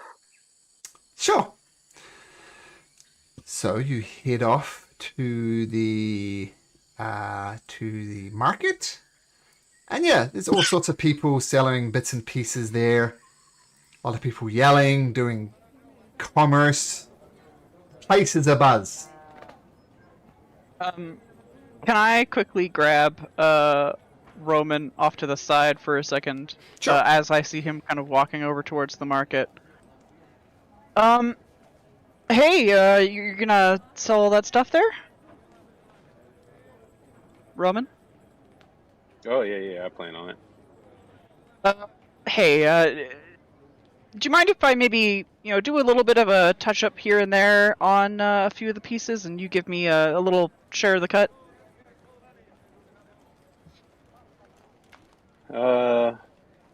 Sure. Oh, yeah, it won't take long. So I'll grab the leather armor and I'll grab the shield from him. I'll kind of go off to not like in the alley, but off to the side. Mm-hmm. And I will kind of take out my calligraphy pen and start kind of making little changes, little additions, like almost like adding like what looks to be like a fine gold like inlay. And I'm essentially just changing the way that it looks, so that it looks much nicer than what it actually is. And to be clear, it's using the magical tinkering as well. Okay.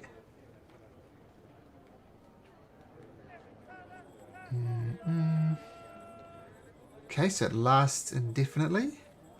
Yeah, until I do other things that make it go away. Ah, I see. So there's a limited amount to do this.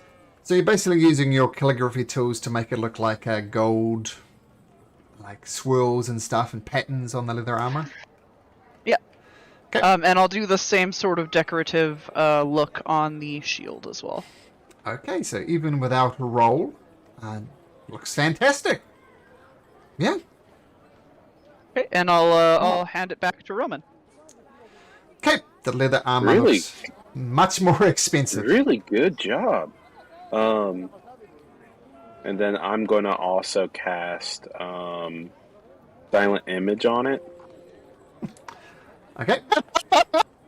and make it look like a Sentinel shield, like the same emblem that's on the Sentinel shield. I put that same emblem on it.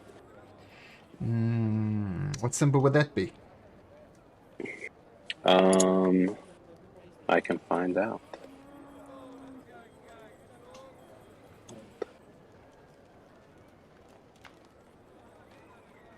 It would be the image of it looks like an eagle. Okay. Alright, so silent image on the shield to make it with an eagle and trying to give it some type of magical property. Like not sure if the merchant would know what a sentinel shield is, but it definitely looks pretty cool. Cool. And then I'm going to go up and try to sell the Sentinel shield. And I tell that Roman is concentrating on a spell. Make an Arcana check. Ew. 13. You think he's cast some sort of spell, yep. Not sure what it is.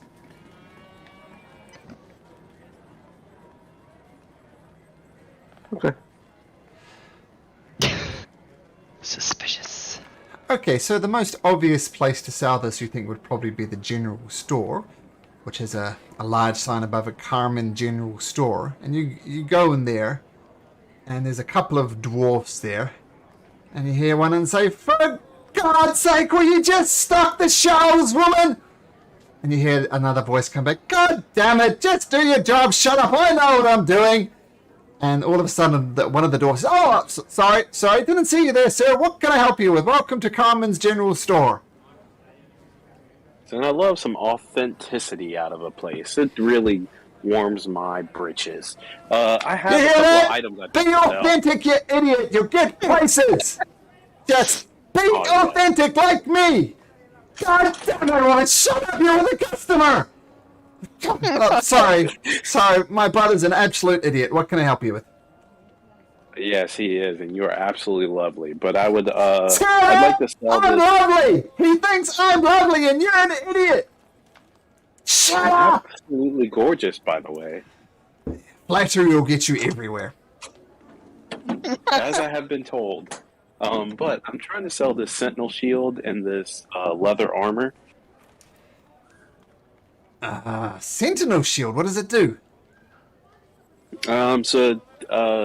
It gives the user the ability to, see very well. Like a pair of glasses. But better. Can I have a look at it? Absolutely. Here you go. So can you bring up the minor illusion description, please? It's a silent image. Oh, sorry, silent image. Create an image of an Yeah. object. So it's like a better illusion. Okay.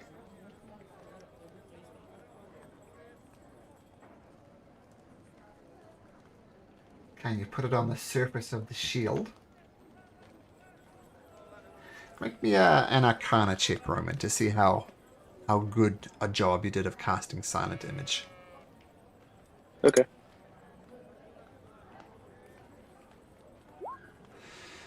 Yeah, this is pretty nice, but it's kind of scratched up a little bit. You see your hands are going over top of the illusion. I'm going to say, since it's more or less on the shield, your hand doesn't pass through an illusion that would give the game away. It's pretty nice. This gold figure is nice. Tell you what, do you... 30 gold pieces. Deal. And what about the leather armor? Udas stomps on your feet quite hard. Ow. For a concentration check, Watch your maybe? step. Oh! I'm going to say make a general attack roll just to hit his foot. We're not going to roll damage or anything. Just want to see if you do manage to hit his foot. I'll give you advantage since you don't see it. Nobody saw this coming. You absolutely stomp on his finger, doing a trivial amount of damage. Yep. Can you have him do a strength roll instead of a maul attack? He said he stomped on my foot. That's unarmed, right? He rolled He has an a 18. +6 with his maul. It's still a 22. It's a 22. Yeah, and I have a 19 AC, so it doesn't hit. Sucker. No, I'm saying he rolled an 18 on his dice. And then I think adding his strength onto that would be appropriate. So what's your strength modifier? 3. So Or that'll 4, be, sorry, 4. So it'll be 22. Make a constitution saving throw. Okay, so Udas comes and just stomps on it. It hurts. But you're being hit while trying to, maybe do some similar type of scams before and being punched in the face, and you manage to keep your concentration. So despite the stomp on your foot, the illusion remains. What Sorry the about bloody that, hell are buddy. you Just- doing? Says the I female tripped. dwarf. He's Stuff really all over big the floor and here. stupid. He's really here just to protect all of us. Ain't that right, big man? And I tap his shoulder. It's all right, and I flick him a piece of cracker. He's just a little hungry. Udas? I just, I'm okay with just having crushed his foot. It would have been better if, All right. he dropped. That's okay. Nice. Okay. Yeah, 30 gold pieces. Great. And she, you exchange the shield for that. See that, brother? I got a magical shield for only 30 gold pieces. I should be the chief negotiator here. Woman, you couldn't negotiate yourself out of a paper bag. Will you shut up? They go back and forth for a while. Oh, sorry, brother's an idiot. Yeah, and then what about this leather armor? This leather armor. Well, I'm going to say Eris, because I used a magical thing. It looks... make a performance check at advantage, Eris.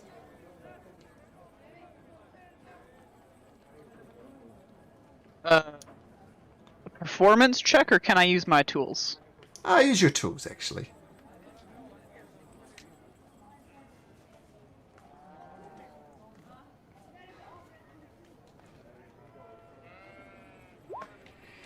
$17.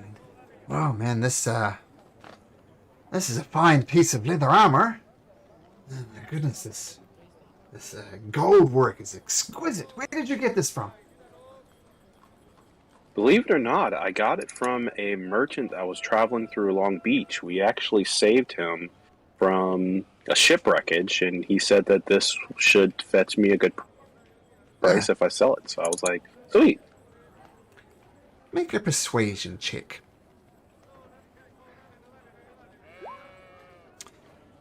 Well, it is fine art. It's very fine leather, I can't deny that. 25 gold pieces. Sounds good. Done. See that magical leather armor as well! And the guy kind of just grumbles in the background. Well, thank you very much for the help. We have to go meet with some guy up in a castle now. You're going to go meet with, Winston Bellow, right? Yeah. Now, between you and me, friend, where are you from?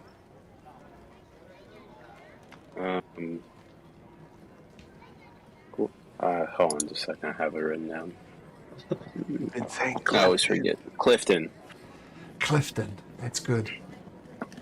And, have you heard the rumor? Mm-mm. It's a bit more of the rumor now. Queen's dead. Queen Ainsley Oh. McAllister is dead. She's been murdered. And I look at Oh, Armistice and go like, uh-oh. Shit's about to go down. Rumors are that the Ascended Host and the Wonderman Assembly are about to go to war. So, I don't give a rat's ass whether you're from Clifton or not. I don't know. But whatever you say, don't tell him that you're from the Ascended Host, right? The countries Okay. are effectively at war, so be careful. Yeah. And Thank you very much for that. yeah, one other little tidbit that I don't know if this is true or not, but rumor has it that the guy who tried to assassinate the king, his very own brother Fallon McAllister was behind the attack. Now, who would do that? Attack his own mother and his own stepmother and kill her? That's terrible. What a monster. And it goes further. He burnt her body. Nothing left but ashes. Jeez. Okay, So- well, I guess we should hurry up and go meet with this guy real fast before we get in trouble. They told Yeah, us man. if we don't go quickly that they'd be searching for us. So, but we will stop by and tell everybody what a great place this is to shop at. Yeah, that'd be good. But yeah, shit's going down, man. Be careful. Will do. Thank you. Okay. And then I'll walk out. Okay. And Aries, I'm going to give you half of what I got. Sick. Which is, So- I wasn't paying attention. Yep, so I got 30 and 25, so 55. So I will give you 28. Or 27 gold pieces. Sorry. Okay, and Yeah. one other thing I should point out, Mina's Montrabank is here as well. Oh, perfect. Hey, Rafe, what were you doing while these guys were scamming people? Did we all go with? Were we all there, or I wasn't really sure about that. They all off their own to do that. Well, no, feel free to hang out together and just, be outside of the general store. People looking at you weird riding Tana around. And you could get he's up and not- just walk her. You're just walking her? Yeah, Yep. yeah, him. He's walking him in the streets around. I assume he was in there for that piece though, right? Or was yeah. in there? I'm He was? sure. Okay. Yeah. Okay. Okay. Well, you mentioned a tavern, right? That we're going to head to. Rafe's going to go straight to the tavern. Okay. I'm gonna meet with the guy. We said we would do Go it pay the for person. nighttime, right? It's late afternoon by the time this is all Yeah. going down. Yeah, he's going straight for the tavern, and he ties up Tana there outside and walks in and orders a whiskey. Okay, so you head over to the Smiling Axe Tavern, which is the one that's pointed out. It's a pretty seedy establishment, but you can order up a whiskey, easy enough. Guy asks for 5 copper pieces for it. I actually have no idea how much money I have besides the party loot. Do we start with anything? I've spent nothing. Your background gives you starting currency. Yeah. Or it Okay. doesn't if it hates you. Okay. I'll figure it later. I assume I have that copper piece. So yeah, Yeah. he'll have the whiskey and he'll down it. And he'll sit there for a minute. Okay. What are the rest of you guys doing? I was just outside the general store while they were selling garbage, so Yeah. I'll wait for him to come out. Okay. So you all meet up in the market. Rafe excuses themselves to the Smiling Axe Tavern. What do you do?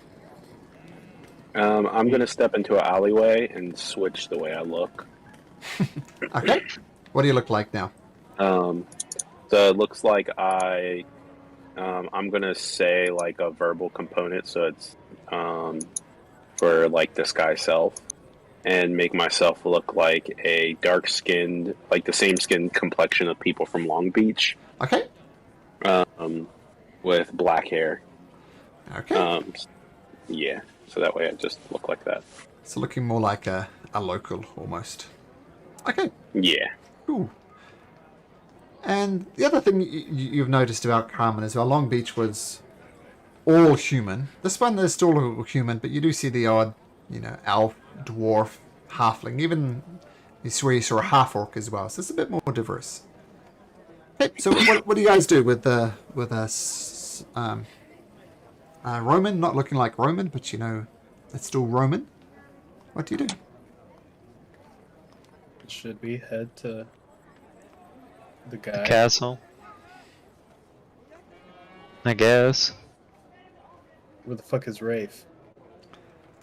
He walked off and he pointed in the direction of the tavern. I assume we can see Tana. Yeah. Hana's is tied up outside of the Smiling Axe Tavern. Okay, I guess we'll go grab him then. Well, Or we a can just drink leave 'em before there. we go. It wouldn't be bad. You said it was getting late though? It's late afternoon. Like 3 Yeah, we o'clock, don't 4 o'clock. have time. Okay, we have time before sundown then. Yeah, why not? Let's get a drink. Okay. Well, here we go. So you all head over into the tavern. This tavern's a fairly dingy place. There's a lot of seemingly drunk people, even at this relatively early time of the day. A lot of them have passed out drunk. There's some fairly burly gentlemen who give you the sidelong ways glance as you enter. And you see Rafe, nursing a whiskey. His second. His second whiskey. Oh. Double or a single? He already had one single. He's nursing his second. Okay. I will order at the bar. And a very almost disinterested guy, graying hair, bald on top, different paunch going. He's got a apron on, which is absolutely filthy. He says, "What'll it be, friend?" So the Wanderman Assembly, it's based off of England, right? It's based off what Malcolm made up. Okay. I will just order a gin then. A Gin? What's a gin, friend? Clifton Dry gin. And we've got whiskey and ale. I can mix both them up and pretend it's gin. Never mind then. I guess it's just a Clifton thing. I'll just get a whiskey then. All right. So 5 copper pieces for a whiskey. Okay. I hand him 5 copper and then give him 1 copper as a tip. I appreciate it, friend. I appreciate you, friend.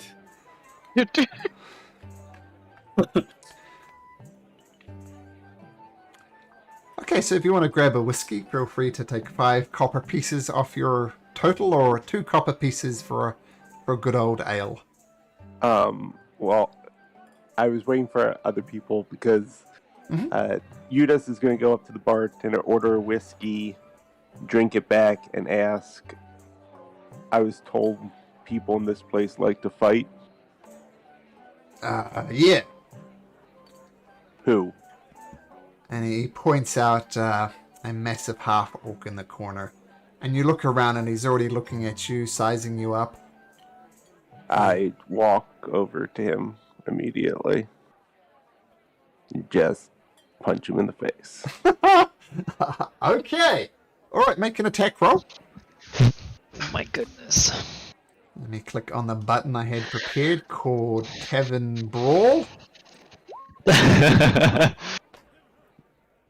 Okay, let me just get at some stats for this.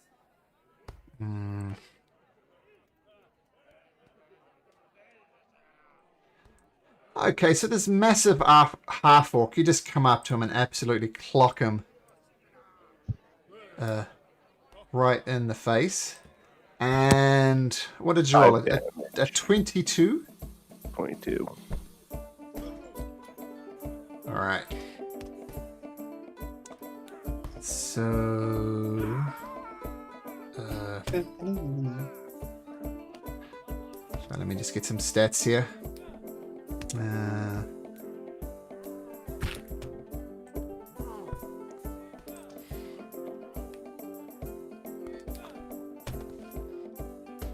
What? Okay, we'll go with that. Okay, so this guy's just sitting there nursing an ale, and Udas just comes up, actually clocks him in the nose. Roll damage for that. It's just 5 straight damage. Oh, 5 from the punch, sure.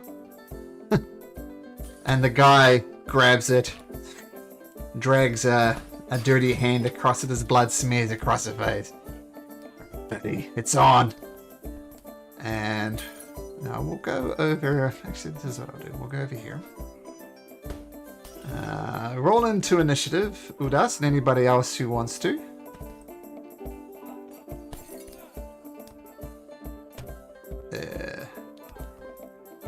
So is everybody fighting? I don't know. Just if you wanted to do something, you can just let Udas, go for it. Oh up to you. yeah, I definitely want to see if I can do some funds. Oh, pretty good. Pretty good. Do some funds. I'm concerned as to what the funds are. I have Oh, a feeling I know what the funds are. But Yeah. Oh no. Oh, we'll see what actually, happens. We'll see what happens. Eris will go around taking bets. Okay, so the orc gets up, wipes his bloody nose. How much is 4 damage? 5? 5. 5. Okay, and you see a couple of other gentlemen get up as well. Oh, it's gonna be a brawl? Looks like it. Nice. Okay, so you're gonna do some bets, Eris? Yep. Okay. So, yeah, you want some action on this, miss? What do you got? I got 5 gold pieces to say that guy. They're just gonna whip that guy's butt. You take that bet? Which guy? Like, Udas winning or the other guy? The orc's beating the snot out of him. He's got no chance. Whatever I'm doing, I'm betting for Udas to win. That's essentially what I'm doing. Sure, that's wise, miss. There's 3 on 1. Yep. Okay, tell what, I'll give you 2 to 1 odds. If you put up 5 gold pieces, you get 15 back if he wins. I'll put down 10. Oh, big spender. Okay, $10 it is. Okay, so Udas, you absolutely clock this orc in the face. Blood starts streaming from it as 3 other buddies get up and they're ready to rumble too. It's your turn. You're all good on initiative. Alright, at the moment, I am just gonna clock him again. Oh, that probably misses. It does. So you took a big swing. The guy sees it coming. He swings back. And in the classic boar fashion, he picks up a chair from the side of it and is going to attempt to whack you with it. And he hits. And he does... let's see what the strength... Oh, it does 6 points of damage to you as this thing just clocks you across the back of the head and it breaks. And it says, get him, boys. Armistice, were you doing something? Yeah, if it's gonna be a brawl, I'm just gonna run up to one of the other guys. Mm-hmm. And My orc's bigger. Yep. and throw a flying knee to the face. Flying knee to the face. Cool. Make an unarmed attack. Mr. Monk. Oh, wait a minute. I think I'm good at unarmed attacks. So, wait a sec. Yes, you are. So, let me just fix these guys' hit points. So, flying knee to the face. And the guy's looking up Udas, and out of the side, Armistice comes, flies, punches him to the knees, absolutely punches him with the knee to the face, and his rather ugly nose is looking even worse. He says, what the hell, man? And he gets a bottle, mashes it. I'll cut you up, man. As I hop to the floor, I'm just gonna do a low kick onto his calf as a bonus action. Okay. Ooh. As you're doing, he just grabs your leg and flips you backwards. Doing some dope monk shit though. You just land on your hand, on your feet, no problem.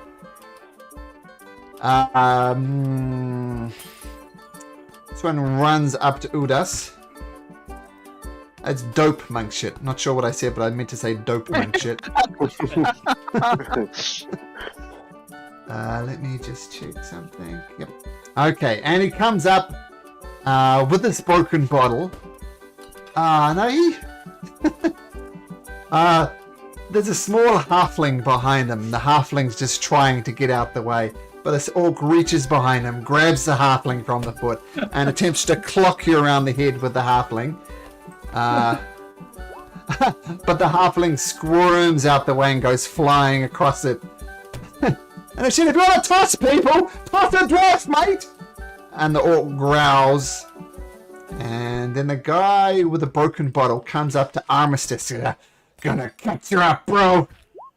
But you easily swishes out the way. Obviously, this guy's a little bit drunk. No problem. Udas, back to you! Alright, having finally taking a hit. Udas is going to rage. Roll me a d8. I meant to roll. I did roll, but I forgot to click my token before it. What did you roll? I rolled at 8.13. Oh, what the fuck? Yeah. Oh yeah, I was planning on being involved in this too. No, so I mean be- the wild magic. Yeah. Come on, man. I'm right Okay. next to you. So Roman, just before Udas goes off, you can have a turn. So do what you like, Roman. And then we'll switch back to Udas. I'm gonna run up right here Mm-hmm. and like basically go up to the side of the orc and cast Dissonant Whispers in his ear. Distant Whispers, yep. He has to make a Wisdom saving throw of a 15 or better. I rolls a 17. Okay, so he just takes half damage. Okay. So he takes half of that. That would be 5 as we round down. The guy starts, Um, orc starts like, get out of my head, man! Get out of my head! Yeah, and then I'm going to use my bonus action to cast Bardic Inspiration Okay. and whisper to my brother and go like, "You're always dressed to kill. I'll use my magic the same way too." With a grin. Okay, so Armistice, you have the Bardic Inspiration. Now, Udas! Wow, you cast this wild magic surges from you. So each creature of your choice that you can see within 30 feet. Yeah, since this is the first time this happened, I'm sorry, guys. Everyone. In Everyone? the entire place. In Okay. the entire place. Oh my goodness. Okay, well, let's do Anyone the... within 30 feet of me. Okay. So, well, we'll just do the orcs first. 1, 2, 3. So it's a 15. One of them makes it. So roll me 2d12 for the first couple of orcs. So your tendrils come out, Udas, and as your wild magic surges around you, these black tendrils just... One of them grabs the orc and it kind of goes right through one ear and out the other, picks up the orc, slams them down, and the orc starts grunting on the ground as foam and froth comes out. The second one sees what happens to his friend and slaps aside one of the tendrils but takes some damage, and the third one dodges it all. So far you've got 8 temporary... Hey, I just roll 1d12 and take that. Oh, yeah. That Yeah. makes sense. So roll your d12 for your 10 hit points. Oh, shit. No. Armistice and Roman. Wisdom saving throw. Armistice, no. So roll for Armistice. I think it's con save. Yeah. That was a con save. Well, whatever it is, he rolled a con save, so that's good. Oh, that's 13 is the DC. Thank goodness. So Roman passes. Yep. Yep. Okay. But take 6 hit points here. Armistice, cool. So Soren, you're outside.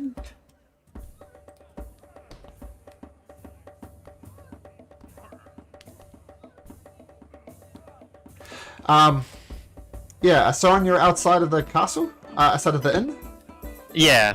Okay. I left once the brawl started. Okay. Rafe, make a Constitution saving throw. He went Outside too. outside too. Oh, he's outside too. Eris, you're definitely taking bets. Got him.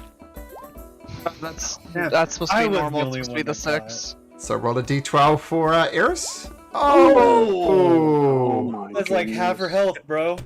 Maybe more than that. Oh! Most of it, right? Ooh, ouch. Okay, so... I'm gonna say there's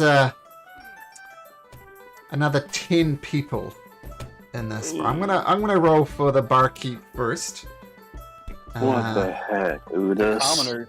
I know the commoners. You're gonna kill them. Oh, maybe. It was a 1 in 8 God chance dang it, it's gonna Uterus. happen, guys. Uterus. Uterus. Jeez. Okay, let's. This is the episode where we go to jail, guys. You Yeah. gotta do Sora and I are chilling. Yeah, 2, I'm not 3, associated. 4, 5, 6, 7, 8, 9, 10. And the I always DC forget was. how big of a loose cannon this guy is. The DC was 15. Okay, so 13. 13. Okay, roll me 9d12. Oh, Jesus. Uh-oh. 1, 2, Oh. 3, 4, 5, 6, 7, 8, 9. Oh my. Of course, you could have Literally killing people. done that as well. But that's okay. So 1, 2, 3, 4. Oh, I wonder if I'm counting the other way. 1, So- 2. So what did Rafe see through all that? Well, you see them beating the shit out of each other like a Udas Not looking bad. for a brawl. It's going pretty well. But then, explain what does it look like, Udas? You can explain this better than I can. What does it look like? Well, especially since this is the first time this has ever happened to him with him being awake. So it's when it's wild magic. It's just like pure shadow, like shoots out from his chest, and you would see him be visibly terrified of what just happened. Alright, so I'm outside the tavern seeing this all happen, and then what happens to the people there, Malcolm? Well, we'll get there in a second. Sure. So, you see one of the orcs, as I said, gets pierced through the air. And you see a lot of people like cheering on, and then the cheering stops. It just goes quiet as these black tendrils come out, skewer one of the orcs, and then these tendrils just keep on shooting out in a huge radius around him. You see one commoner fall. You see another commoner fall. And there's 10 people in here. 8 of them get skewered through their eyes and fall to the ground motionless. 2 of them survived. 8 of them did not. Okay, so Rafe sees them fall, comes in and checks. Are they dead or are they dying? Medicine check. Okay.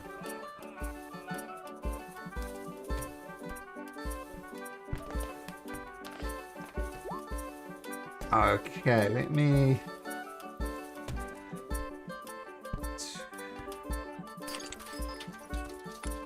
So with a 10, of the 8 that died, you notice 3 of them have some of their brains on the outside, and they kind of look beyond any help whatsoever.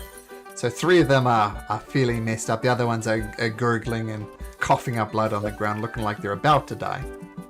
All right, Rafe will walk to each one of them and kind of lay a hand on the shoulder and do a point of laying on hands to save their life, and then he'll go to the bar, grab my whiskey, and go back outside. Okay, it's going to take you a little while to do that, since that takes an action to do it, but you're Fair going enough, around yep. and bop, bop, bop, bop, bop, bop. How many you say? Yep, okay, and Eris.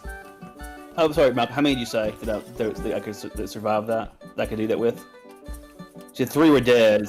There were. I mean, So there's 8 who died altogether, so there's 5 that aren't dead. I'll say you get to all 5 eventually. okay. So, yep. So next minute or so, you go around and you lay on hands across all of these people, and the healing energy from you goes into them, and yeah, they're good as you do your holy lay on hands. On the outside, also, Siren, what do? You hear the absolute horror. The bards start playing their music too. So He is trying to pretend that he doesn't know these people. Fair. okay, so yeah, Udas, that was your turn. Well, You are raging. technically I am raging, but I also technically still have my movement, and after doing that, he would be pretty terrified, and he would go for the door. So, Okay, the two orcs are going to take a swing at you as you go past. Try and Yep. punch you because they're just horrified as everybody else. And they both hit for a total of 10 points of damage. But that's reduced to 5 because you are raging. And of course you got, what was it, 12 temporary hit points? 11 temporary hit points? yeah, 11.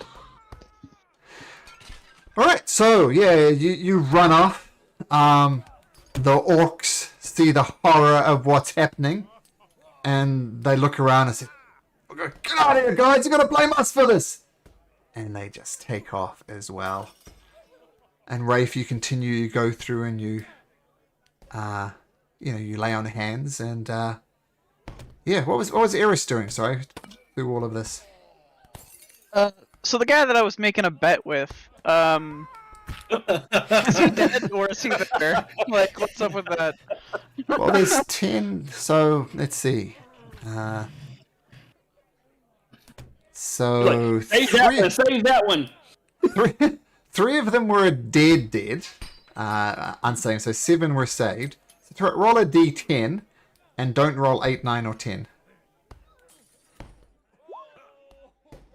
So yeah, definitely alive. But it's one of the ones that Rafe brings back to life. What the hell, man? What the fuck was that? And it gets up and attempts to run out of there like everybody else is. Okay, what are the chances before he wakes up I could nick his purse?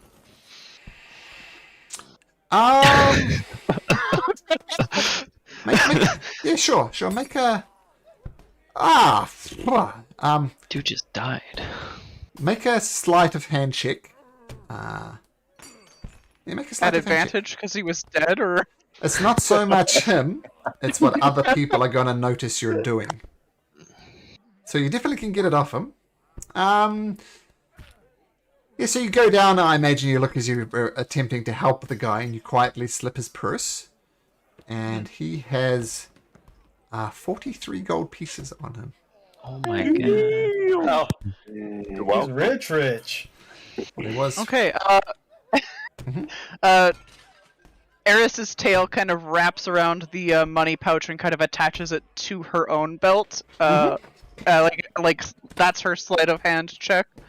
And she just kind of waits for Rafe to get there, pats him on the head when he gets up, but like kind of moves her hand so that it's fully blocking the purse as he runs out the door. all right. So Udas, yeah, what are you doing? You're just running for it? Just crazily in a direction, or It's not. It's more of just he's looking for a dark shadow that's shadowy alley that's kind of still in view of the bar, so he can watch what happens. But he needs to calm okay? down. It's kind of hiding in the shadows if you can. So you rush into the shadows. Some of the patrons who did survive come out. That was him! That big bird over here! That's the guy! And immediately you see a group of 5 or so members of the assembled, the guards who, not the guards that got your silver pieces out you, but they are rapidly approaching you. Udas, what do you do? Hands up. I'm not too freaked out right now to try and do anything back.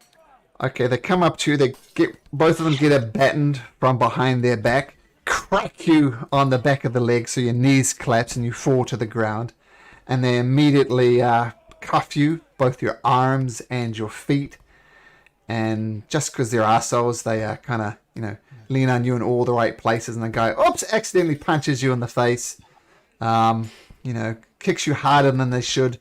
You hear a rib cracking underneath you, and they start hauling you away in the direction of the castle. Uh-huh. Perfect. Mate, You needed to go there anyways. you're coming with us.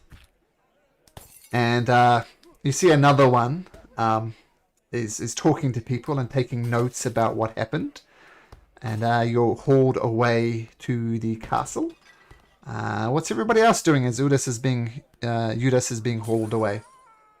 I'm just gonna put my hands on my hips and shake my head and go like, "Holy crap, man! That's just a shame. The guy just went crazy." Yeah, man, says it's messed up. I saw what you were doing, and that's fine. It's a brawl, but man, you don't kill people in a brawl. You're right. Did you I've kill? never seen anything like it. You killed all those people. I don't give a two shits about the orc, to be honest, but those people, they're fucking dead, man. Yeah, I mean, between you and me, I heard he's from, the country that we're about to go to war with. He's an ascended host. Wow. That's the rumor. I think that's why the orcs were attacking him. Well, I think that doesn't matter two shits at the moment, guy. He just killed. How many was it? It was 3, 7, 5, 3. He killed 3 people. Man, he's gonna hang high in the morning. I'll tell you that much. Hey,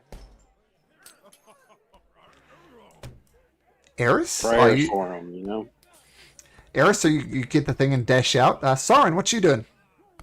I'm not dashing, I'm just like walking. Okay, yep.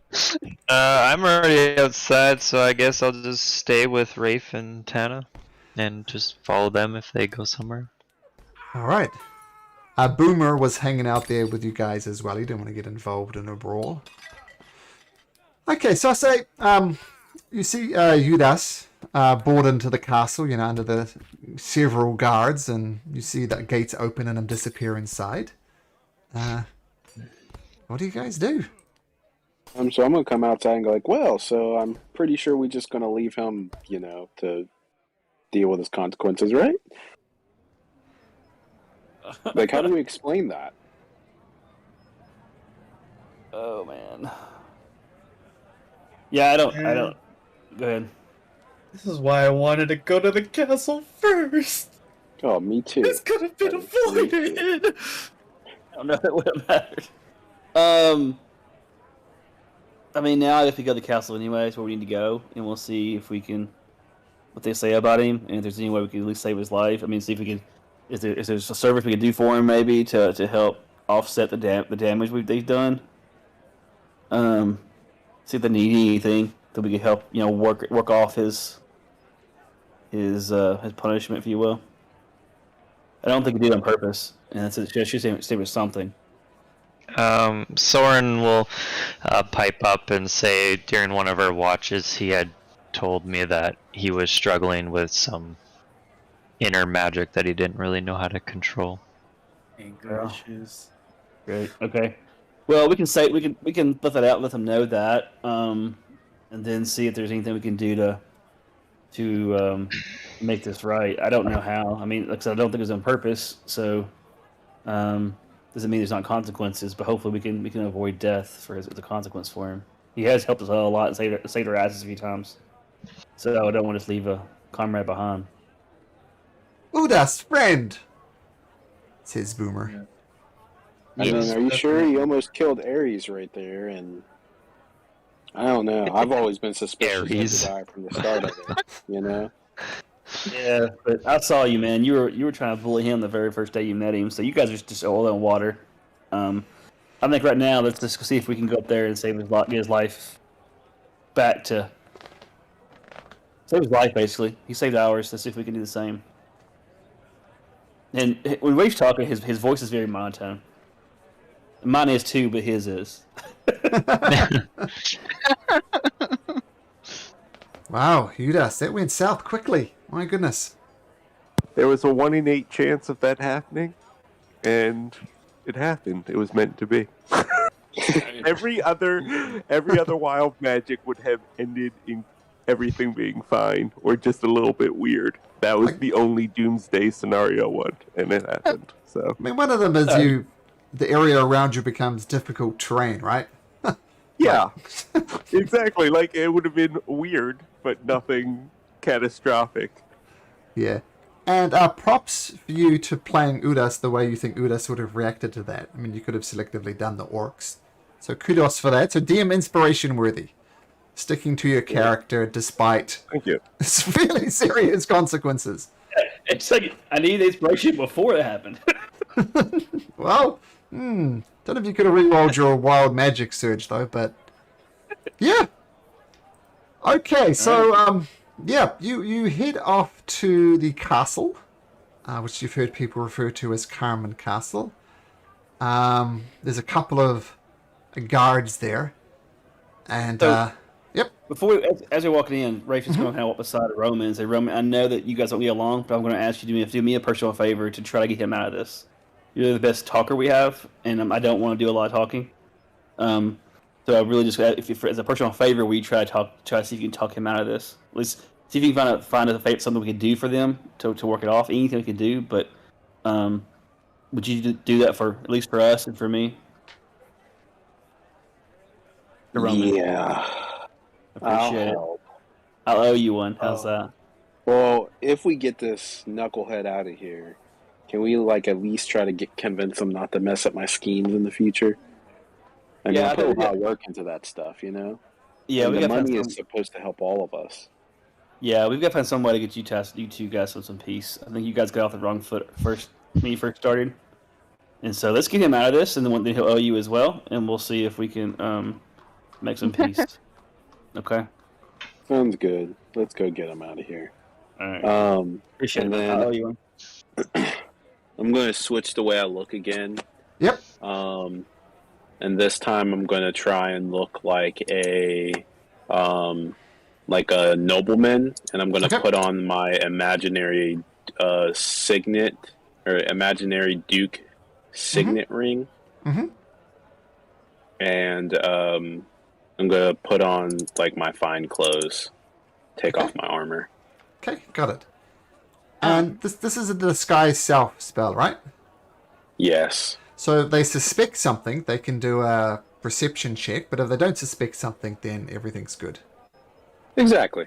And of course, if you're wearing a hat, Basically, the hand would pass through the hat. That right. was part of And the I'm not original. going to wear a hat. I'm just like making. Well, yeah. So, speaking of, so these receipts that we have, is there anything notable about them? It's got your name on it. It's got where you're from, and it's got like the fact that you paid two silver pieces, and some scribble of a signature. Okay, I will, as we're kind of walking, I'll ritually cast Identify. Is this magical by any means? The receipts? No. Okay, cool. Nope. I will walk off to the side, and I will forge one for Roman and ask what his alias is. Thanks. The goal is to make myself look like one of the dukes or one of the higher up people of the city of Clifton. Do you know What's anybody? the name? Yeah.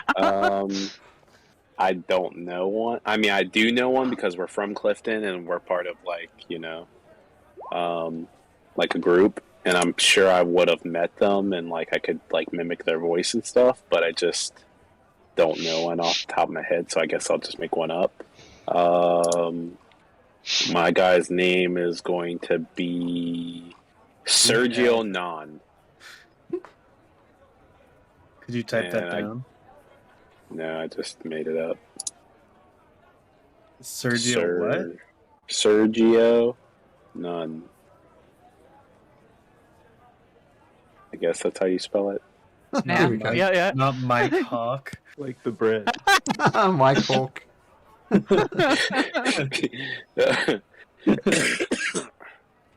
Okay. Yeah, and I'll forge one. I am also proficient with forgery. Okay, make me a forgery check then. I am too. Can I help her? Sure. Duke Non. I didn't know you were gonna be here. And I give a wink. Okay, so Not bad. it's a pretty good job. Yep. Yeah. Okay, so 16 noted. Okay, so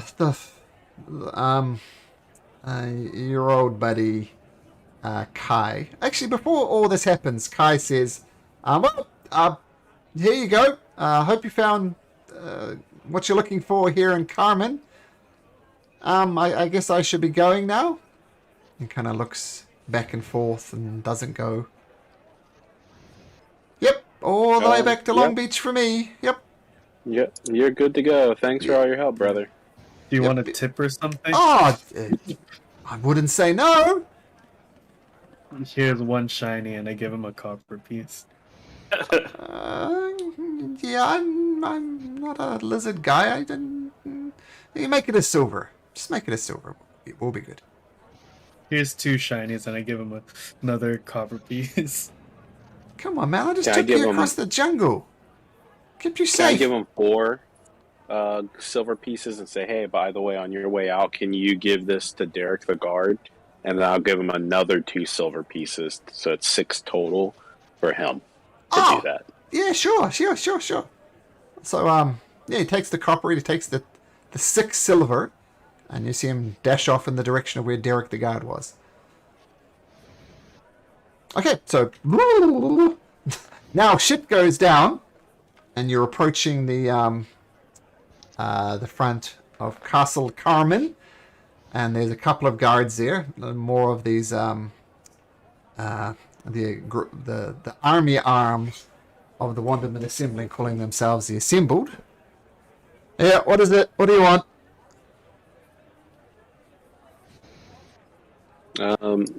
We are here to negotiate the release of that man that just walked through. His name is Udas. No, Throth Jammer. Troth Or Jammer. Throth Jammer, I'm sorry. You're newcomers, right?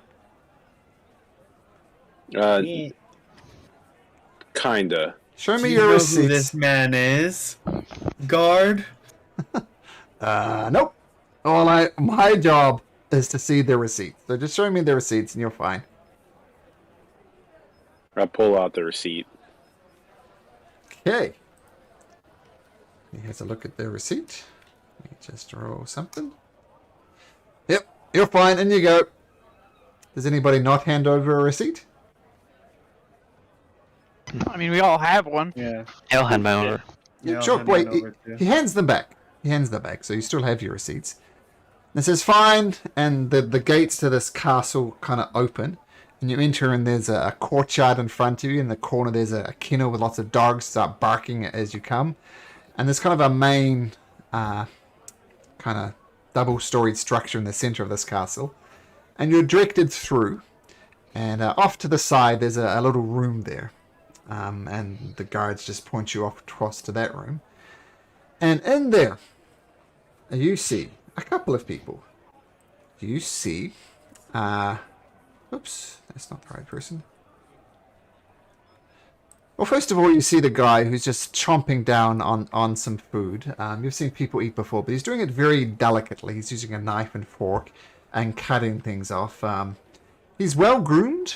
He's got like a black widow peak, slicked back hair with a goatee, and brown hair. He's very pale white, just a slight man. And he says, guests, visitors, murderers, I don't know what to call you, but take a seat. And he offers you a seat.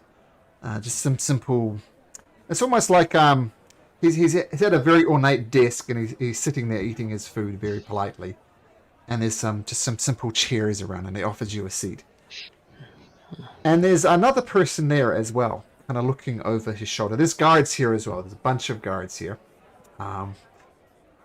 And do you remember way back on Long Beach, there was a boat that came around collecting taxes? Oh, that fucker. Yeah, this guy, you remember, he's a rather large, portly gentleman. And he's sitting down on a chair. The chair is kind of his butt's hanging over the edge. And he's kind of panting, and he's got his cloth in his hand, and he's constantly wiping his brow. Yes, it is the guy that was collecting taxes from the island. Yes, Leighton Dawson. Yes, well done for keeping notes.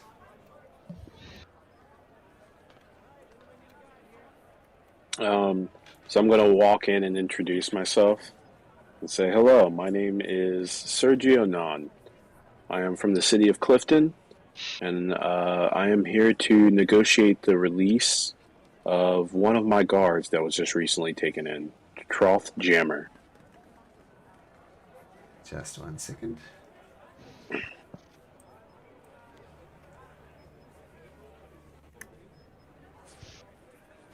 Okay, yeah, the guards told me the guy murdered 3 guys in cold blood. I mean, what do you want me to do? The guy's an animal. I know that how this seems, but there was 3 orcs that were in this tavern that came and threatened me, and when they hit my guard, it caused him to use his wild magic unexpectedly, and it kind of exploded everywhere. Then those orcs, of course, ran off, except one of them, which was killed. So it was a unfortunate, consequence of an attack by 3 filthy animals. God, it's so tiring of this. Here are the facts. I'm going to take everything you say as true. 3 of the citizens of Carmen are dead. Given all that you've said is true, I'll believe you're not bullshitting me. What you say is true. The guy's a monster. Black tendrils came out of him and he killed 3. And if it wasn't for the actions of you, what's your name? He says, pointing towards Rafe. He says Rafe. If it wasn't for Rafe here, even more would have died. So Rafe, well done. Which he is also one of my guards. He was simply trying to fix the situation. So I simply come to see what I must do to see the safe return of one of my guards. 3 He was very valuable to me. people dead. We're gonna hang the son of a bitch in the morning. Is there anything I can do to change your mind on that? Anything I can do? I don't know. Your neck looks pretty, maybe we'll put your neck in the noose instead. That would satisfy me. Anything that could be done with a little bit of gold, or maybe you have some issues or problems that you need fixed? I am very resourceful, and I have many ways of getting jobs completed, even some of the most difficult ones. Are you trying to bribe a member of the assembled? No, sir, not bribe. I am simply trying to come to terms with something that one of my guards did on accident. It's only as fair for us to pay for some kind of price for what he did. It was a mere accident due to 3 orcs attacking me. Once again, if I assume everything you say is true, he killed 3 people. Assume it was the guards, assume it was the orcs' fault, let's assume the ex-orcs started this whole thing. Let's assume they're being typical doltish orcs and picking a fight they couldn't win. Let's grant all that is true. Tendrils came out of him, and he skewered 3 of my people to death. Would have been more apart from Rafe over there. Tell you what, this negotiations is getting nowhere. Yeah, I'm gonna have to ask you to leave, and if something comes up, I'll let you know. But for now, shit, I got things to deal with. 3 dead bodies. Tell me, you guys, these bodies are dead, and you guys just left? You didn't think of helping the injured? You didn't think of helping to bury the poor? He just left corpses in your wake. Am I not mistaken with that?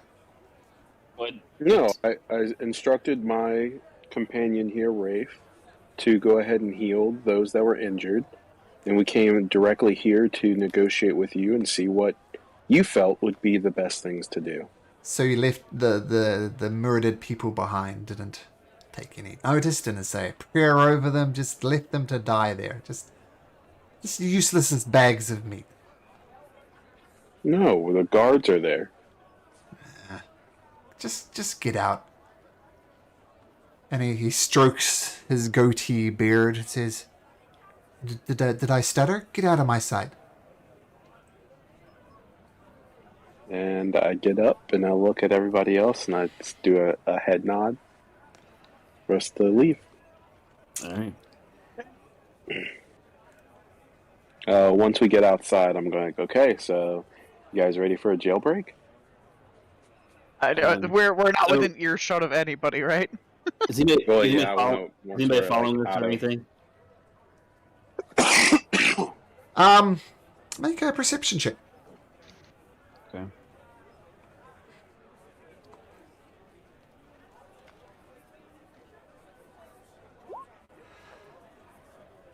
You look around.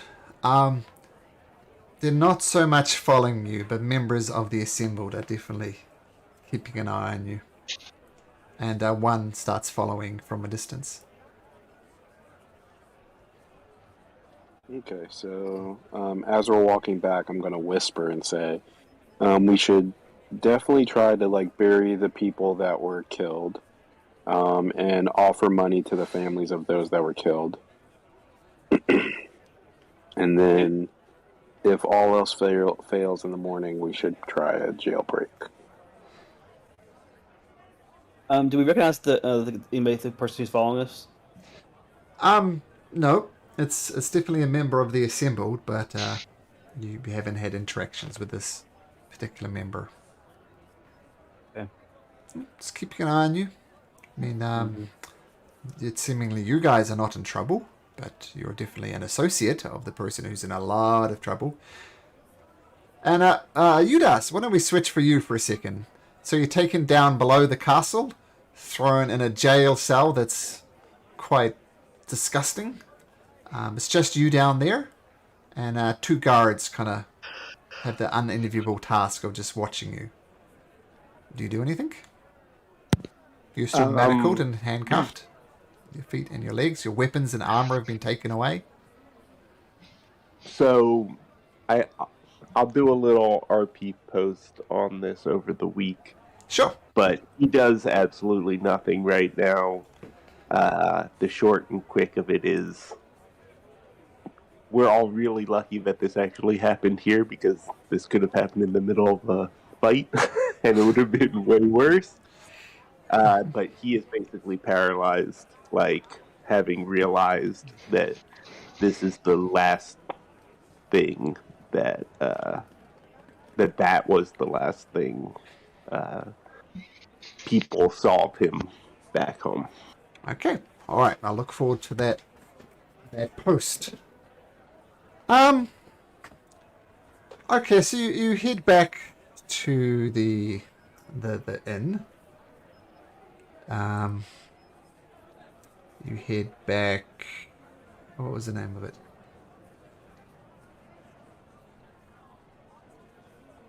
Over here. Yeah, the Smiling Axe Tavern. And as I said, this is a pretty low, one of the places where people brawl. And you see every member of the barkeep and the waiter, they've both survived. But there's blood everywhere. Some people have come to collect their injured people, even though Rafe helped them. They've still gone for a very traumatic experience. And you see people grabbing their dead, wrapping them up in like funeral clothes. Just almost like wrapping them up like a mummy almost, and slowly leaving the building. Can we stop the ones as they leave and apologize for what happened and There was 3 people that died, right? Yep. I'm going to give each one of them 10 gold pieces. So I'll give out 30 gold pieces total. And say, I know that this doesn't do much as far as replacing those that you loved, but I truly am sorry of what happened here. This is horrible. They take the gold pieces and say, "Yeah, I saw you in the fight there, buddy. Are you a friend of that guy?" Oh, no, I look different. They wouldn't Ah, recognize true. me. Okay, fair point. Yeah, so they I take would just the. introduce myself and say, my name's Sergio Non. I'm a wealthy man from the city of Clifton.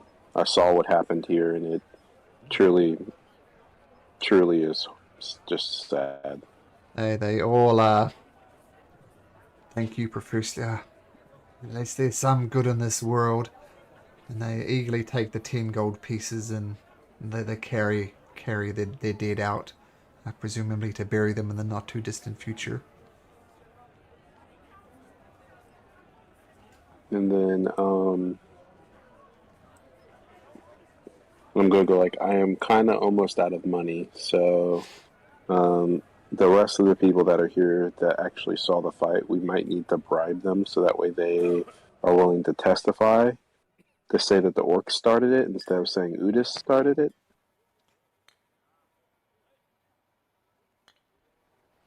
What do you guys think? What's that again? I was going to say that we could try to bribe the people that are here and help clean up in here to try and get them to change the story to say that Udas was attacked by the orcs and it was the orcs' fault for all of this. We tried to using that line. He didn't really not believe you. He just didn't care. So I think more we're talking about jailbreak. Unless we can make some kind of deal with somebody. Those are the only 2 options I know of. So the option would be to trying to figure out if we can where hanging's going to occur, how's it going to occur, how can we get off the island? Because I mean, just even if we could break him out of a hanging, where we're going to go? We're on an island. Do anybody here have good contacts for, let's say, less than honest captains to help us get us off of this island quickly? Not willing to smuggle us off. I mean, I'm sure for the right price we could find someone. Yeah, with a whole lot of money. And so, Eris, you traveled by ship a lot, right? Hmm? Do you think you could help find a captain willing to take us off this crazy place we found ourselves, and for maybe smuggle us out? I can try. Then I can think of to do would be to try to if we can stop the hanging and get him out. I don't know if we can. I have no idea what the security setup's going to be and how good it's going to be. Let's say that we can. Get out of the city, get out of where we are, and have a ship meet us somewhere and away from here, and try to escape the island.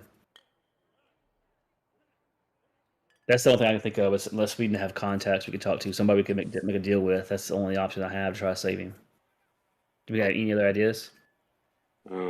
I don't think that there's going to be a lot of people down at the docks right now. So, and if they're going to hang him in the morning, that's a really short time period to try and find a captain. That's.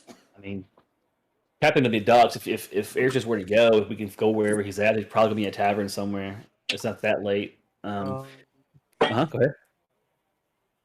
Malcolm, Yes. would the upward path have any influence in Carmen?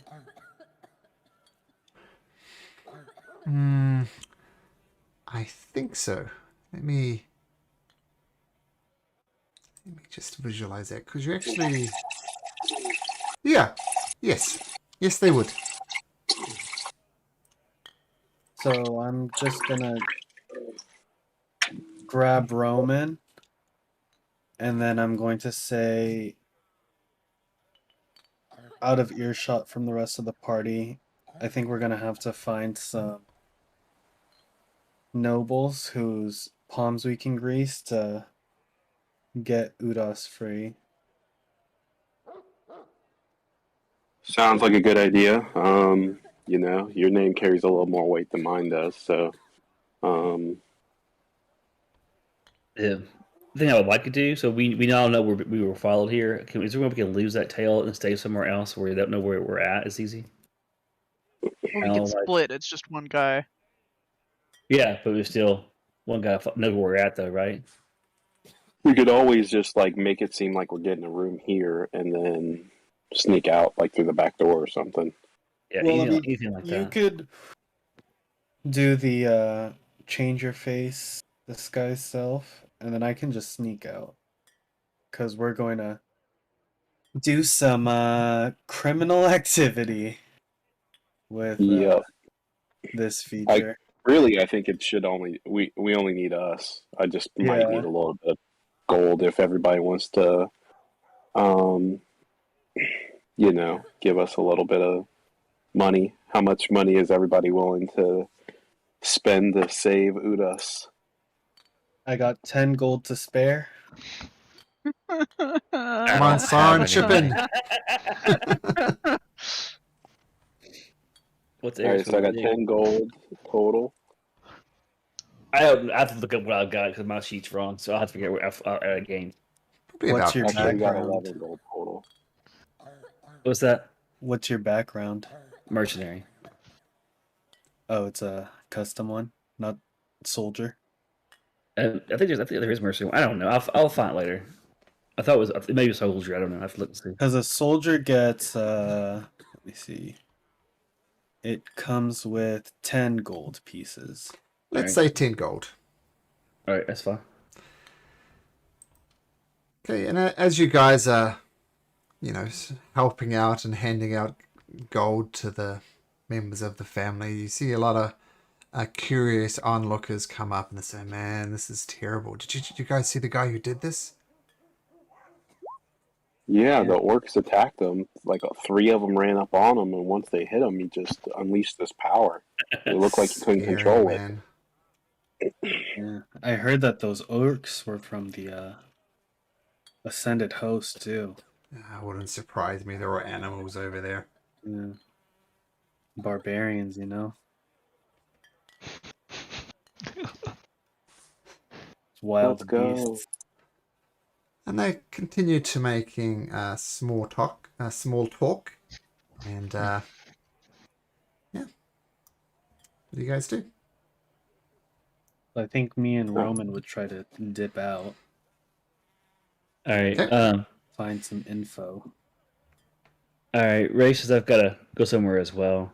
I need to leave about Aaron. So you two are gonna go do that. What's Soren and Eric's gonna do? Eris Dude. is gonna go look for. She's gonna go to the docks and go try to figure out if she can manage to find a ship. Soren will go with her. Okay. All right. Ray's on his own. Cool. So Things to Malcolm.